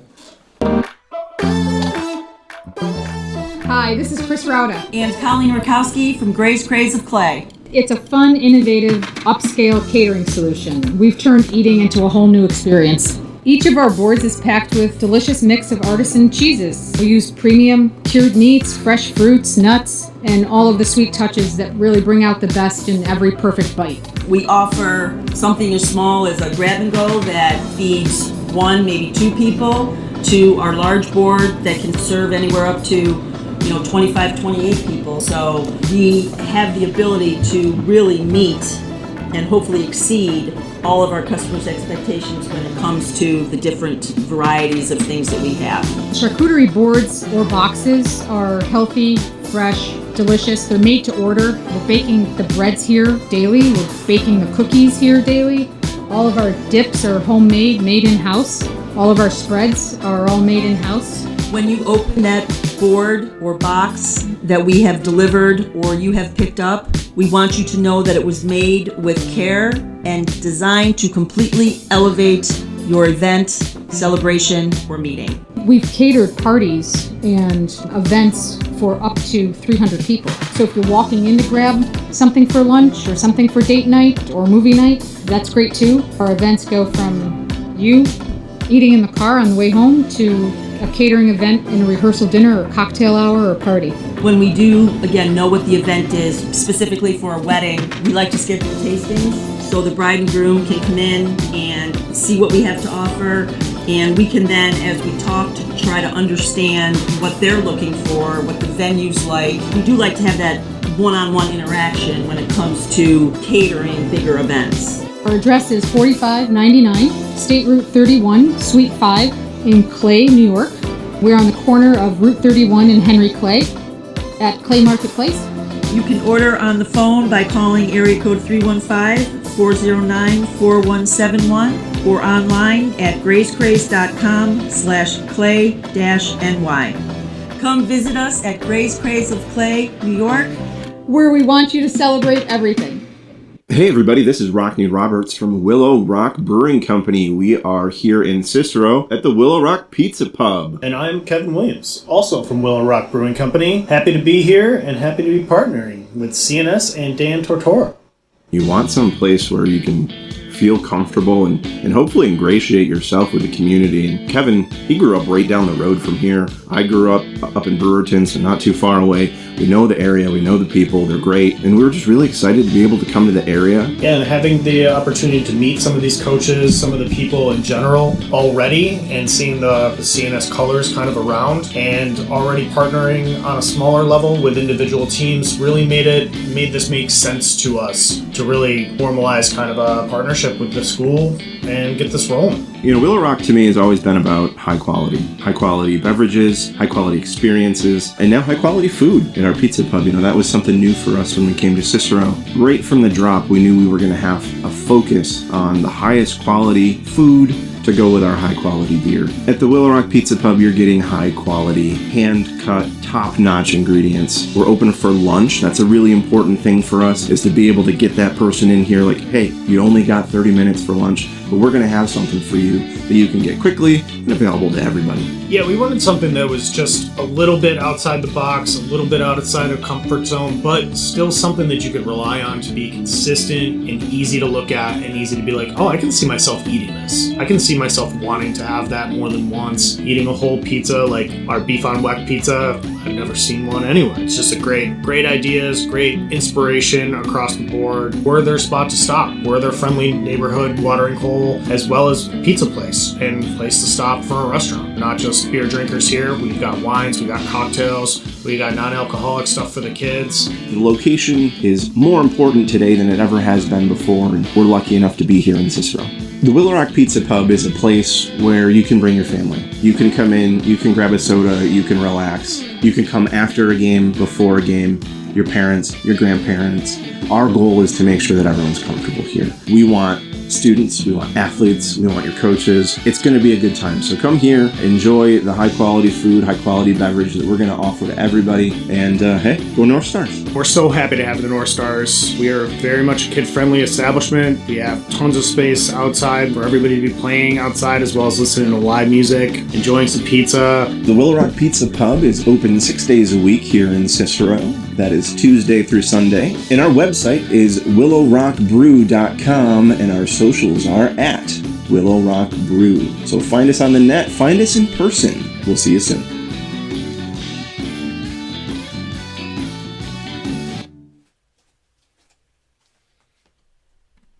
Avicoli's restaurant, located on 7839 Oswego Road in Liverpool, New York, has been serving our community for decades. Your place to go for home cooking on the corner of Route 57 and Wetzel Road is just minutes from Liverpool High School. And every single month, Wake Up Call with Dan Tortora is on site, on location, with Liverpool sports, student athletes, coaches, and administration telling their stories throughout the year. We look forward to seeing you on site at Avicoli's for their casual pizza side, their fine dining, as well as their bar. And of course, you can order online at myavicolis.com. That's myavicollis.com. For takeout, delivery, and catering, call 315-622-5100. That's 315-622-5100. Come on into the neighborhood spot Avicoli's, open 7 days a week in Liverpool, New York.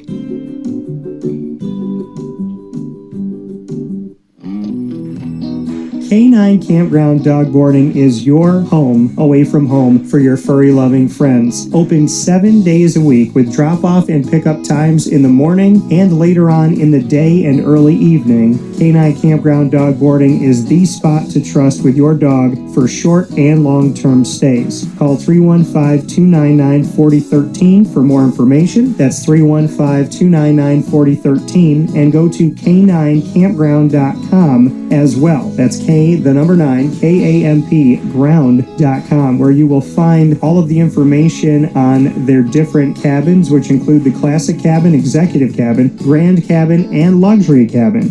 K9 Campground Dog Boarding, where your dog will have indoor and outdoor areas as well as their own private cabin for any size, any breed, as well as dogs with different needs. Dog parents and dogs alike choose K9 Campground Dog Boarding. Isn't that right, Lily?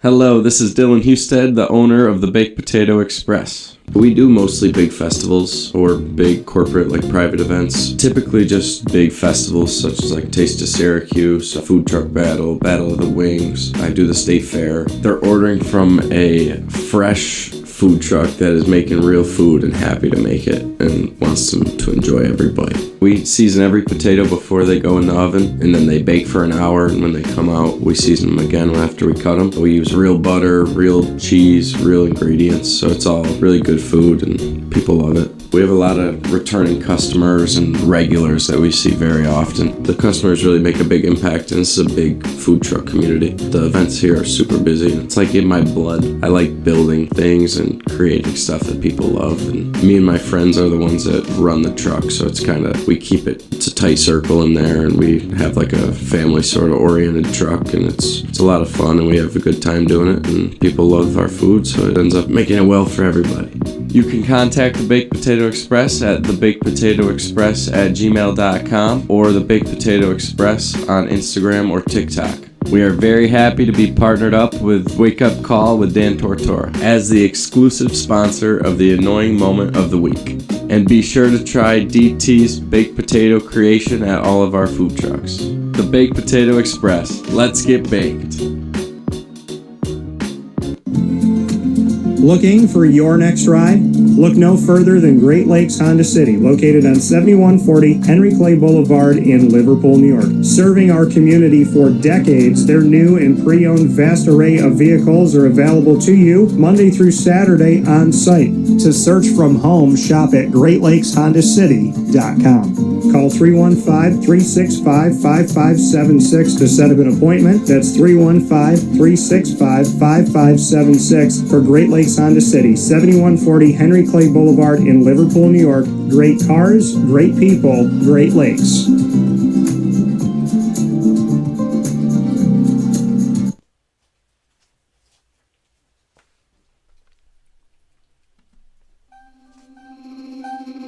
This is Jim Dispenza, owner of Game Point Sports Complex.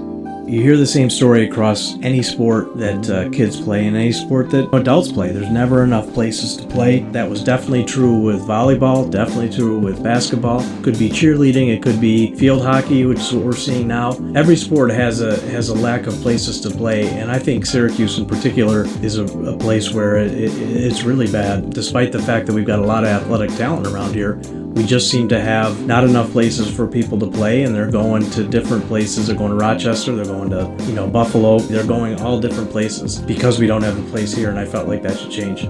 This was a long project from planning all the way through execution to opening the doors. A lot of work went into it, obviously, a lot of money, a lot of resources, and the dream always was kids being in the gym, having a good time. And I've always felt like sports is the most unfiltered joy that you can observe with people, that people can experience, because it is fun, it is a sense of accomplishment, it's all of that wrapped into one thing, and so watching kids going up and down the court with big smiles on their faces has been just amazing experience. I'm looking forward to years to come of that same thing. We've taken the time to invest in multiple sports, and then what we're finding is the mere fact that we have a large, clean, well lit space has opened a lot more doors for us beyond basketball, volleyball, pickleball. Now we're having some interest from cheerleading. We've got girls field hockey coming in. And then also there's quite a bit of room for spectators. We've got bleachers, we've got benches, we've got a concession lounge where people can get food and drinks. We're going to have multiple sports going at the same time, using every square inch of this place for what it was conceived for, which is basically people to come in, have a good time in the sport that they prefer. We manage each situation differently. Everybody has different ability to afford different things. Some are bringing 10, 15 people, some are just 2 people. I've had a lot of situations where it's a father shooting around with his son, it's a mother playing pickleball with her daughter or with her son, and in those situations come up and we work with people, and that's allowed us to have groups from 2 people up to 30 people and have some flexible pricing behind it. We're an organization that is here to work with the community any way we can, and I guess part of it is just making sure that we have the flexibility to put together a plan that makes sense regardless of the size of your group. So in order to book time, the best option is to go to our website, gamepointsports-syr.com. You can click from there and sign up for events, sign up for your own particular training, sign up for birthday parties, all of that.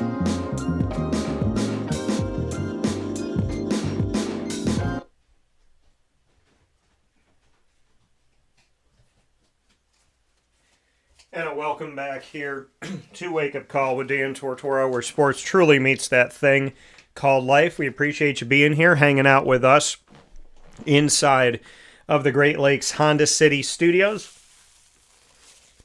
And I value the time that we have together every single time that we get to do this broadcast. So it's truly an honor and a privilege to me.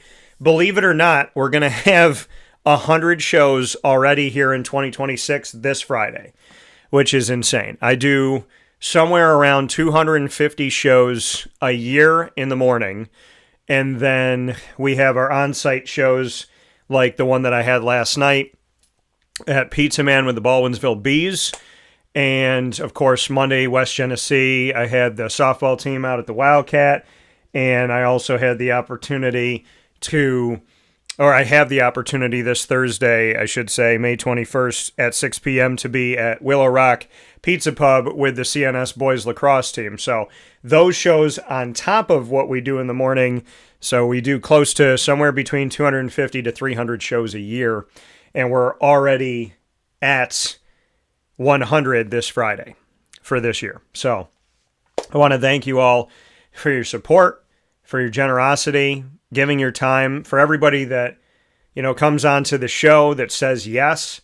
We can't have the interviews that we have if they don't say yes. We can't have the wonderful partners that we work with unless they say yes. There's a lot of people that have said yes, and I think we focus a lot of times on the no's, who said no, where did the no's come from, how many were there, and yada, yada, yada, but we don't focus on the yes. And I've gotten so many great yeses, and honestly, you forget about the no's. They don't matter. They just go away. So, thank you to everybody that said yes, including Jennifer Savastino and John and Laura Lally, to celebrate Syracuse Challenger baseball in the Superfield of Dreams this morning on Wake Up Call with Dan Tortora. And I was not forgetting my name. I was thinking of Dom while I was saying my name. I was going to say in Dom Cambereri. I want to thank him too.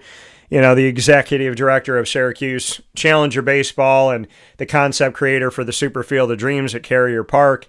To speak with Dom, to, Lori Jung, who, is behind the scenes doing her thing. Lori did an incredible job. Lori and Jen, I want to thank them for the work that they did at the event, and, getting to speak with Jennifer, getting to speak with the Lallys and with Dom, and to truly be able to keep the spotlight on Syracuse Challenger Baseball, on the Superfield of Dreams at Carrier Park, and on the greater Central and Upstate New York community means the world to me. I mean, this is my community, this is my home, and I love it dearly. So to be able to do what we got to do today, and what we've gotten to do over the last week or so, when it comes to Syracuse Challenger Baseball and the Superfield of Dreams at Carrier Park, I just want to say thank you to everybody that helped to make this possible by, being here with me, being on the show, giving of your time and your energy and your enthusiasm. I just want to say thank you, truly, from the bottom of my heart. Before we hop out of today's broadcast, I would like to share with everyone, really in the essence of community, to keep being good to each other. Or to start. Right? Keep being good to each other, or start doing it if you're not doing it, if you haven't been doing it. We all think that all we have is time. But that's not always the case. And I watched a really incredible story, kind of documentary yesterday about Martin Short, and it's on Netflix. I would suggest that you all watch it. Hopefully Netflix will let you use your family password and go in there and won't make, you and all of your children have to get your own individual accounts so that they can keep making more money. But I just want to say thank you to Martin Short and everybody who got involved with this and making what is called Marty, Life is Short. And I didn't really understand. I was like, okay, it's a play on words for Martin Short. I get that.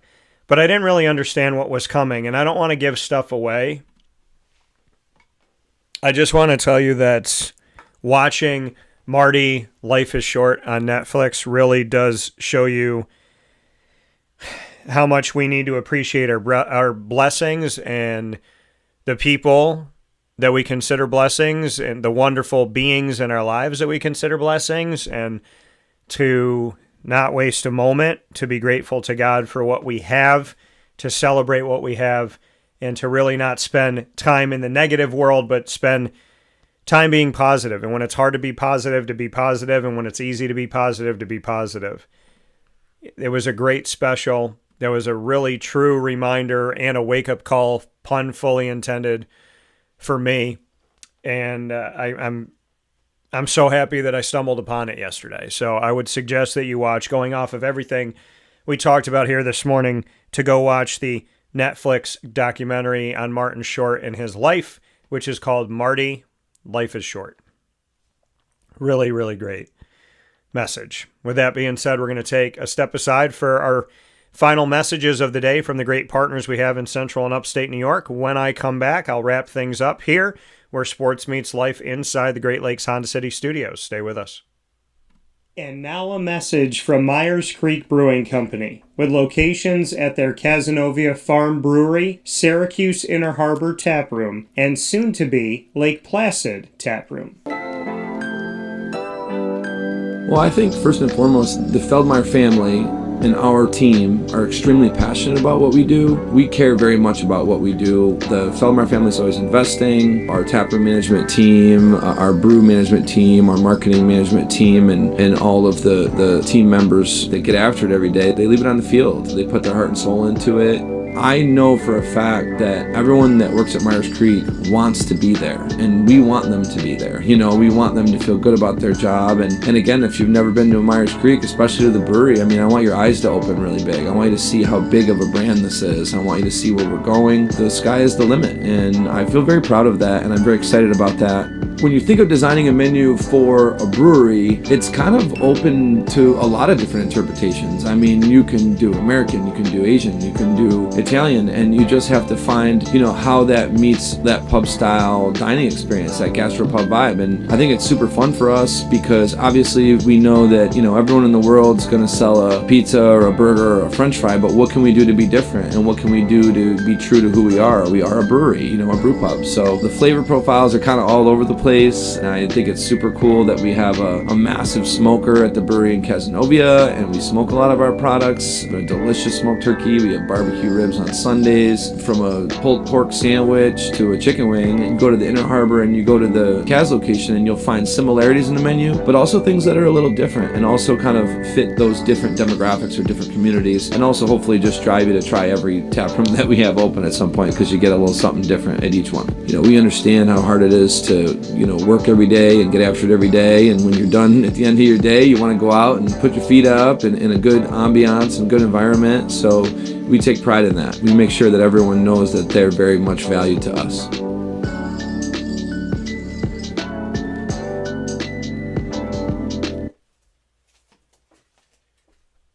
Here's a message from Renee from Bryan's Landing, located on 6523 East Seneca Turnpike in Jamesville, New York. Open Tuesdays and Wednesdays for dinner, Thursday through Saturday for lunch and dinner, and Sundays for brunch. It's a lot like the way that my mom and dad ran their restaurant. We have put in place a lot of people that are family to us, very similar to how my dad hired people that were family to him. And then the tradition I'm carrying on is a lot of the items that are on our menu are my dad's. And he taught our chefs how to recreate his dishes. So I think that Tommy McNerney, who our executive chef is, to him it is an art. And I think that when he does create a dish, it's not just about making the food taste delicious, which is definitely our priority, but it's an art to him, and it's almost like his canvas on a plate where he just wants the colors to look great, and people love it because he takes pride in that. And Bryan and I appreciate that. We want it to obviously look good and taste good. I will tell you, when we opened up, it was 6 weeks before COVID. And what was amazing was the community, our friends and family stepped up, and everybody did takeout. Everybody supported us. Our hearts were just so filled. So to Bryan and I, obviously our friends come all the time, and we just have repeat customers in Jamesville, and I think people going to our previous restaurant in Green Lakes are making the trip to come to Bryan's Landing to support us. And I mean, I think we have great food and a great atmosphere. So it's very, very important to us. Head to Bryan's Landing, located on 6523 East Seneca Turnpike in Jamesville, New York, where memories have become recipes that are now meals to share with you. Tuesdays and Wednesdays for dinner, Thursday through Saturday for lunch and dinner, and on Sundays for brunch. And be sure to come out for live music Friday, Saturday, and Sunday.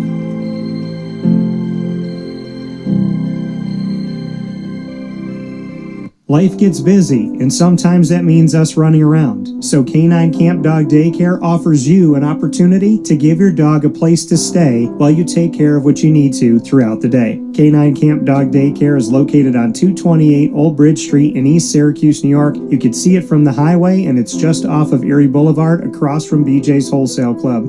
Call 315-437-7110. That's 315-437-7110 to schedule an appointment to bring your dog in and tour the facility. Appointments are Monday through Thursday after 6:30, where you and your dog can see everything that Canine Camp Dog Daycare has to offer, including a self-serve dog wash and a retail store filled with all of your dog's wants and needs, including food, treats, harnesses, leashes, and more, making Canine Camp Dog Daycare your one-stop shop for your furry-loving friend. Right, Lily?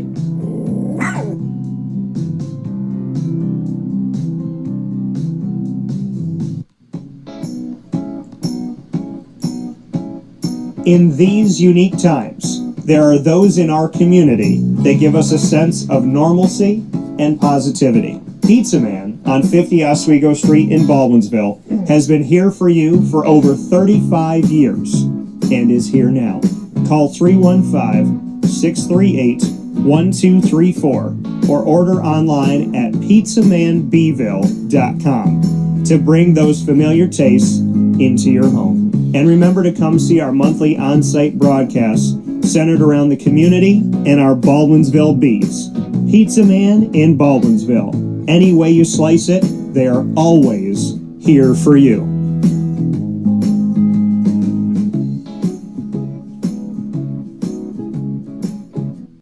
Hi, this is Gina Husted. I'm part owner of Skippy's Ice Cream. The other half is my better half, Don Husted Jr. When somebody comes up to the truck and it's a family, it's nice that the older generation is nostalgic and they can tell the younger generation, back in my day, we used to have the truck around our neighborhood. So now you're lucky because the truck can come to your party, and you're lucky that this truck is at a festival and you're getting to buy the ice cream. And basically we're ice cream that comes to you now, specifically comes to you, not for you waiting for us, we're coming to you. We will do neighborhoods if you have a block party. We do birthdays, we do anniversaries, ceremonies, we do celebrations of life, we do wedding showers, we do festivals, we'll do corporate events, we have a lot of corporate picnics, we have family reunions, so it's a whole wide range of whatever party you have, we'd love to be at. We're so appreciative of the community, always coming up to us at festivals and calling us to have different events. We have a lot of return customers. We always have people coming up to our truck. We're always there for the community. We always try to give back to different organizations and fundraisers, and so I think the community sees that. We like to give back to them. This is where we live. This is where we were raised. This is where our kids were raised. So the community is very special to us. I mean, obviously we've lived here our whole lives, so it means a lot that they come up to our truck and that they choose us, because we're just there to please the community and deal with as many people as we can in this community, because this is, like I said, where we were born and raised. If you'd like to get in touch with Skippy's Ice Cream and have us at your next event, I would suggest using our email, skipthecake, SKIPTHECAKE, skipthecake@gmail.com. That's the fastest way to get a hold of us. It's the easiest way to get a hold of us, and that's going to get the fastest response from us. If you choose to call, if you don't have an email, then you can call 315-456-9750, and we'll be glad to get back to you as soon as we can. Skippy's Ice Cream, the original ice cream truck.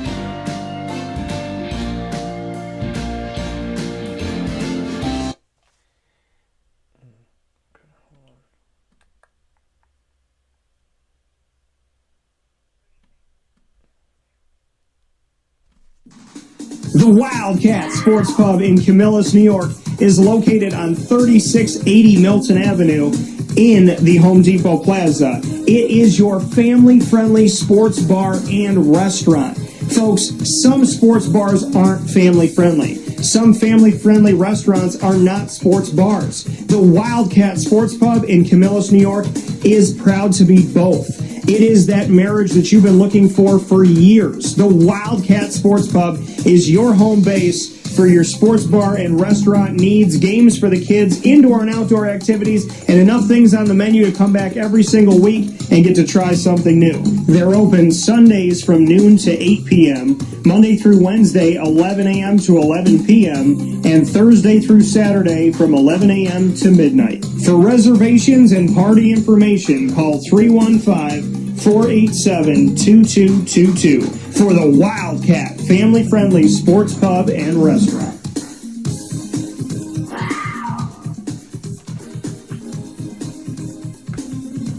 GG Cards and Breaks. Like, comment, subscribe. GG Cards and Breaks coming to you on 639 Delmar Place in Syracuse, New York, is your one-stop sports card and trading card shop.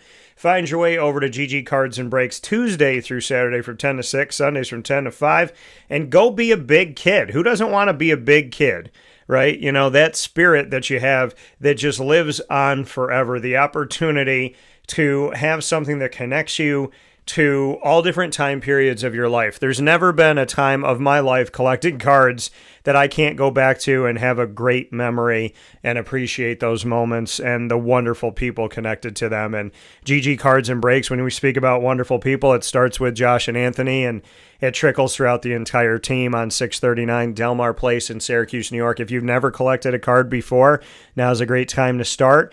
And the fun of it, opening packs and boxes, not knowing what you're going to get, and then the stock market, essentially, of the cards that are on the rise, and then some that might dip for a little while. And it's just really an amazing thing to connect yourself to. There's so many different ways to experience it. There's trading card games that they have, like Yu-Gi-Oh!, Pokemon, One Piece, Disney Lorcana, Magic the Gathering, and then, of course, they have soccer and hockey, basketball, baseball, football, and so on and so forth. While supplies last, get yourself to the place that helps us all be big kids, stay big kids, and always enjoy the lighter side of life. GG Cards and Breaks, 639 Delmar Place in Syracuse, New York. We'll see you there. Big time shout out to Chick-fil-A in DeWitt, who's got some nostalgia going on. The strawberry hibiscus beverages and the jalapeno ranch club chicken sandwich you can get in original as well as grilled or spicy. There's something about Chick-fil-A in DeWitt, the newest Chick-fil-A to our community, the double drive-through, the giant parking lot, the big old brick building with plenty of space inside to sit and relax with the ones you love. Megan Sorber and her team cannot wait to see you today at Chick-fil-A on the corner of Bridge Street and Erie Boulevard for all of those original favorites that you love, as well as all of the new things that have been added to the menu and the little spin that they have on the menu is some of those frosted beverages, taking the beverages you love and turning them into another treat for you to enjoy. Chick-fil-A bringing the new with the nostalgia happening at Chick-fil-A DeWitt on the corner of Bridge Street and Erie Boulevard. We'll see you out there very soon.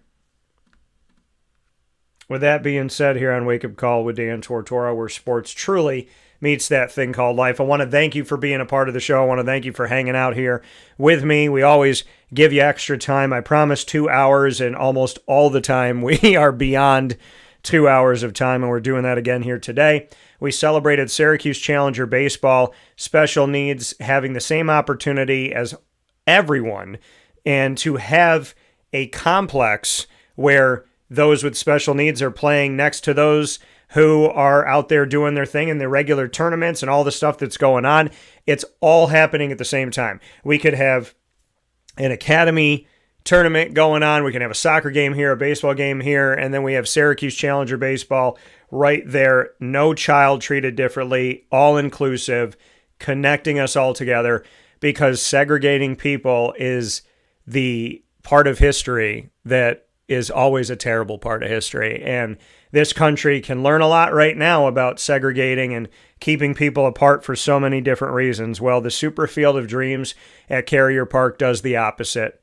It's all about bringing us together, being one community, and locking arms, treating everyone with love, kindness, goodness, and reminding people that God loves them and He shines brightly on all His kids.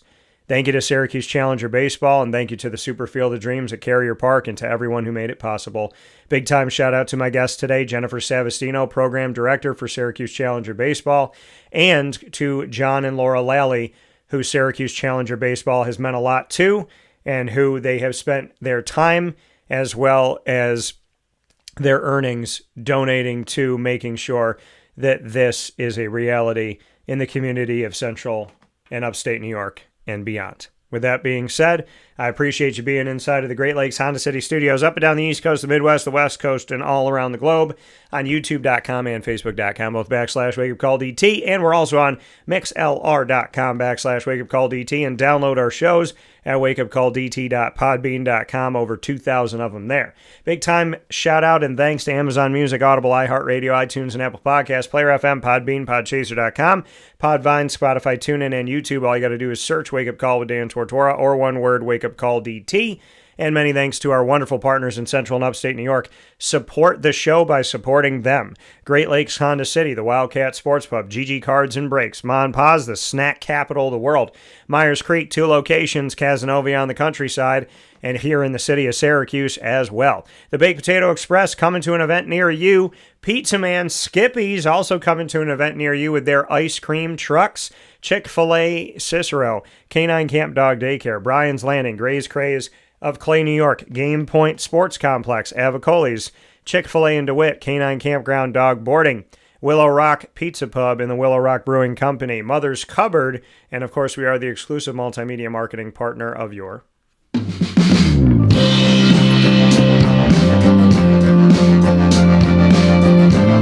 Binghamton University Bearcats. You'll find the Bearcats every Tuesday during Bearcat Time, Tuesdays at 10 a.m. Eastern Time. Find student athletes, coaches, administration, and alumni joining the show here where sports meets life, telling the stories of Binghamton in a way that you won't find quite like this anywhere else. Find it by going to youtube.com /wakeupcalldt. Click subscribe, hit the notification bell, and make sure that you find that Binghamton playlist. The Bearcats are also on wakeupcalldt.com's homepage, and underneath the exclusive partners tab. For more information, go to binghamtonbearcats.com and go Bearcats. Once again, many thanks to Jennifer Savastino, to John and Laura Lally, to Syracuse Challenger Baseball, to the Superfield of Dreams at Carrier Park, and to everybody that helped to make this vision a reality. I hope you have a beautiful day. I hope that you are relationship-based and not transactional. I hope that you love everyone the same and treat people the same, and that this world gets better today and every day from here. Thank you for your light. Thank you for your love. Thank you for your goodness. And thank you for your time being with me today. And thank you to the Baldwinsville Bees last night, the baseball program, fantastic time. Thank you to West Genesee Softball, the Wildcats at the Wildcat Sports Pub on Monday. And I'm very excited about CNS North Stars Boys Lacrosse and our show that we get to have at Willow Rock Pizza Pub on 6200 South Bay Road in Cicero, New York this Thursday, May 21st at 6 p.m. In the meantime, from the Great Lakes Honda City Studios, as we always say, here on Wake Up Call with Dan Tortora. God bless. No stress. Do your best. We'll talk soon. Keep smiling, y'all. Be good.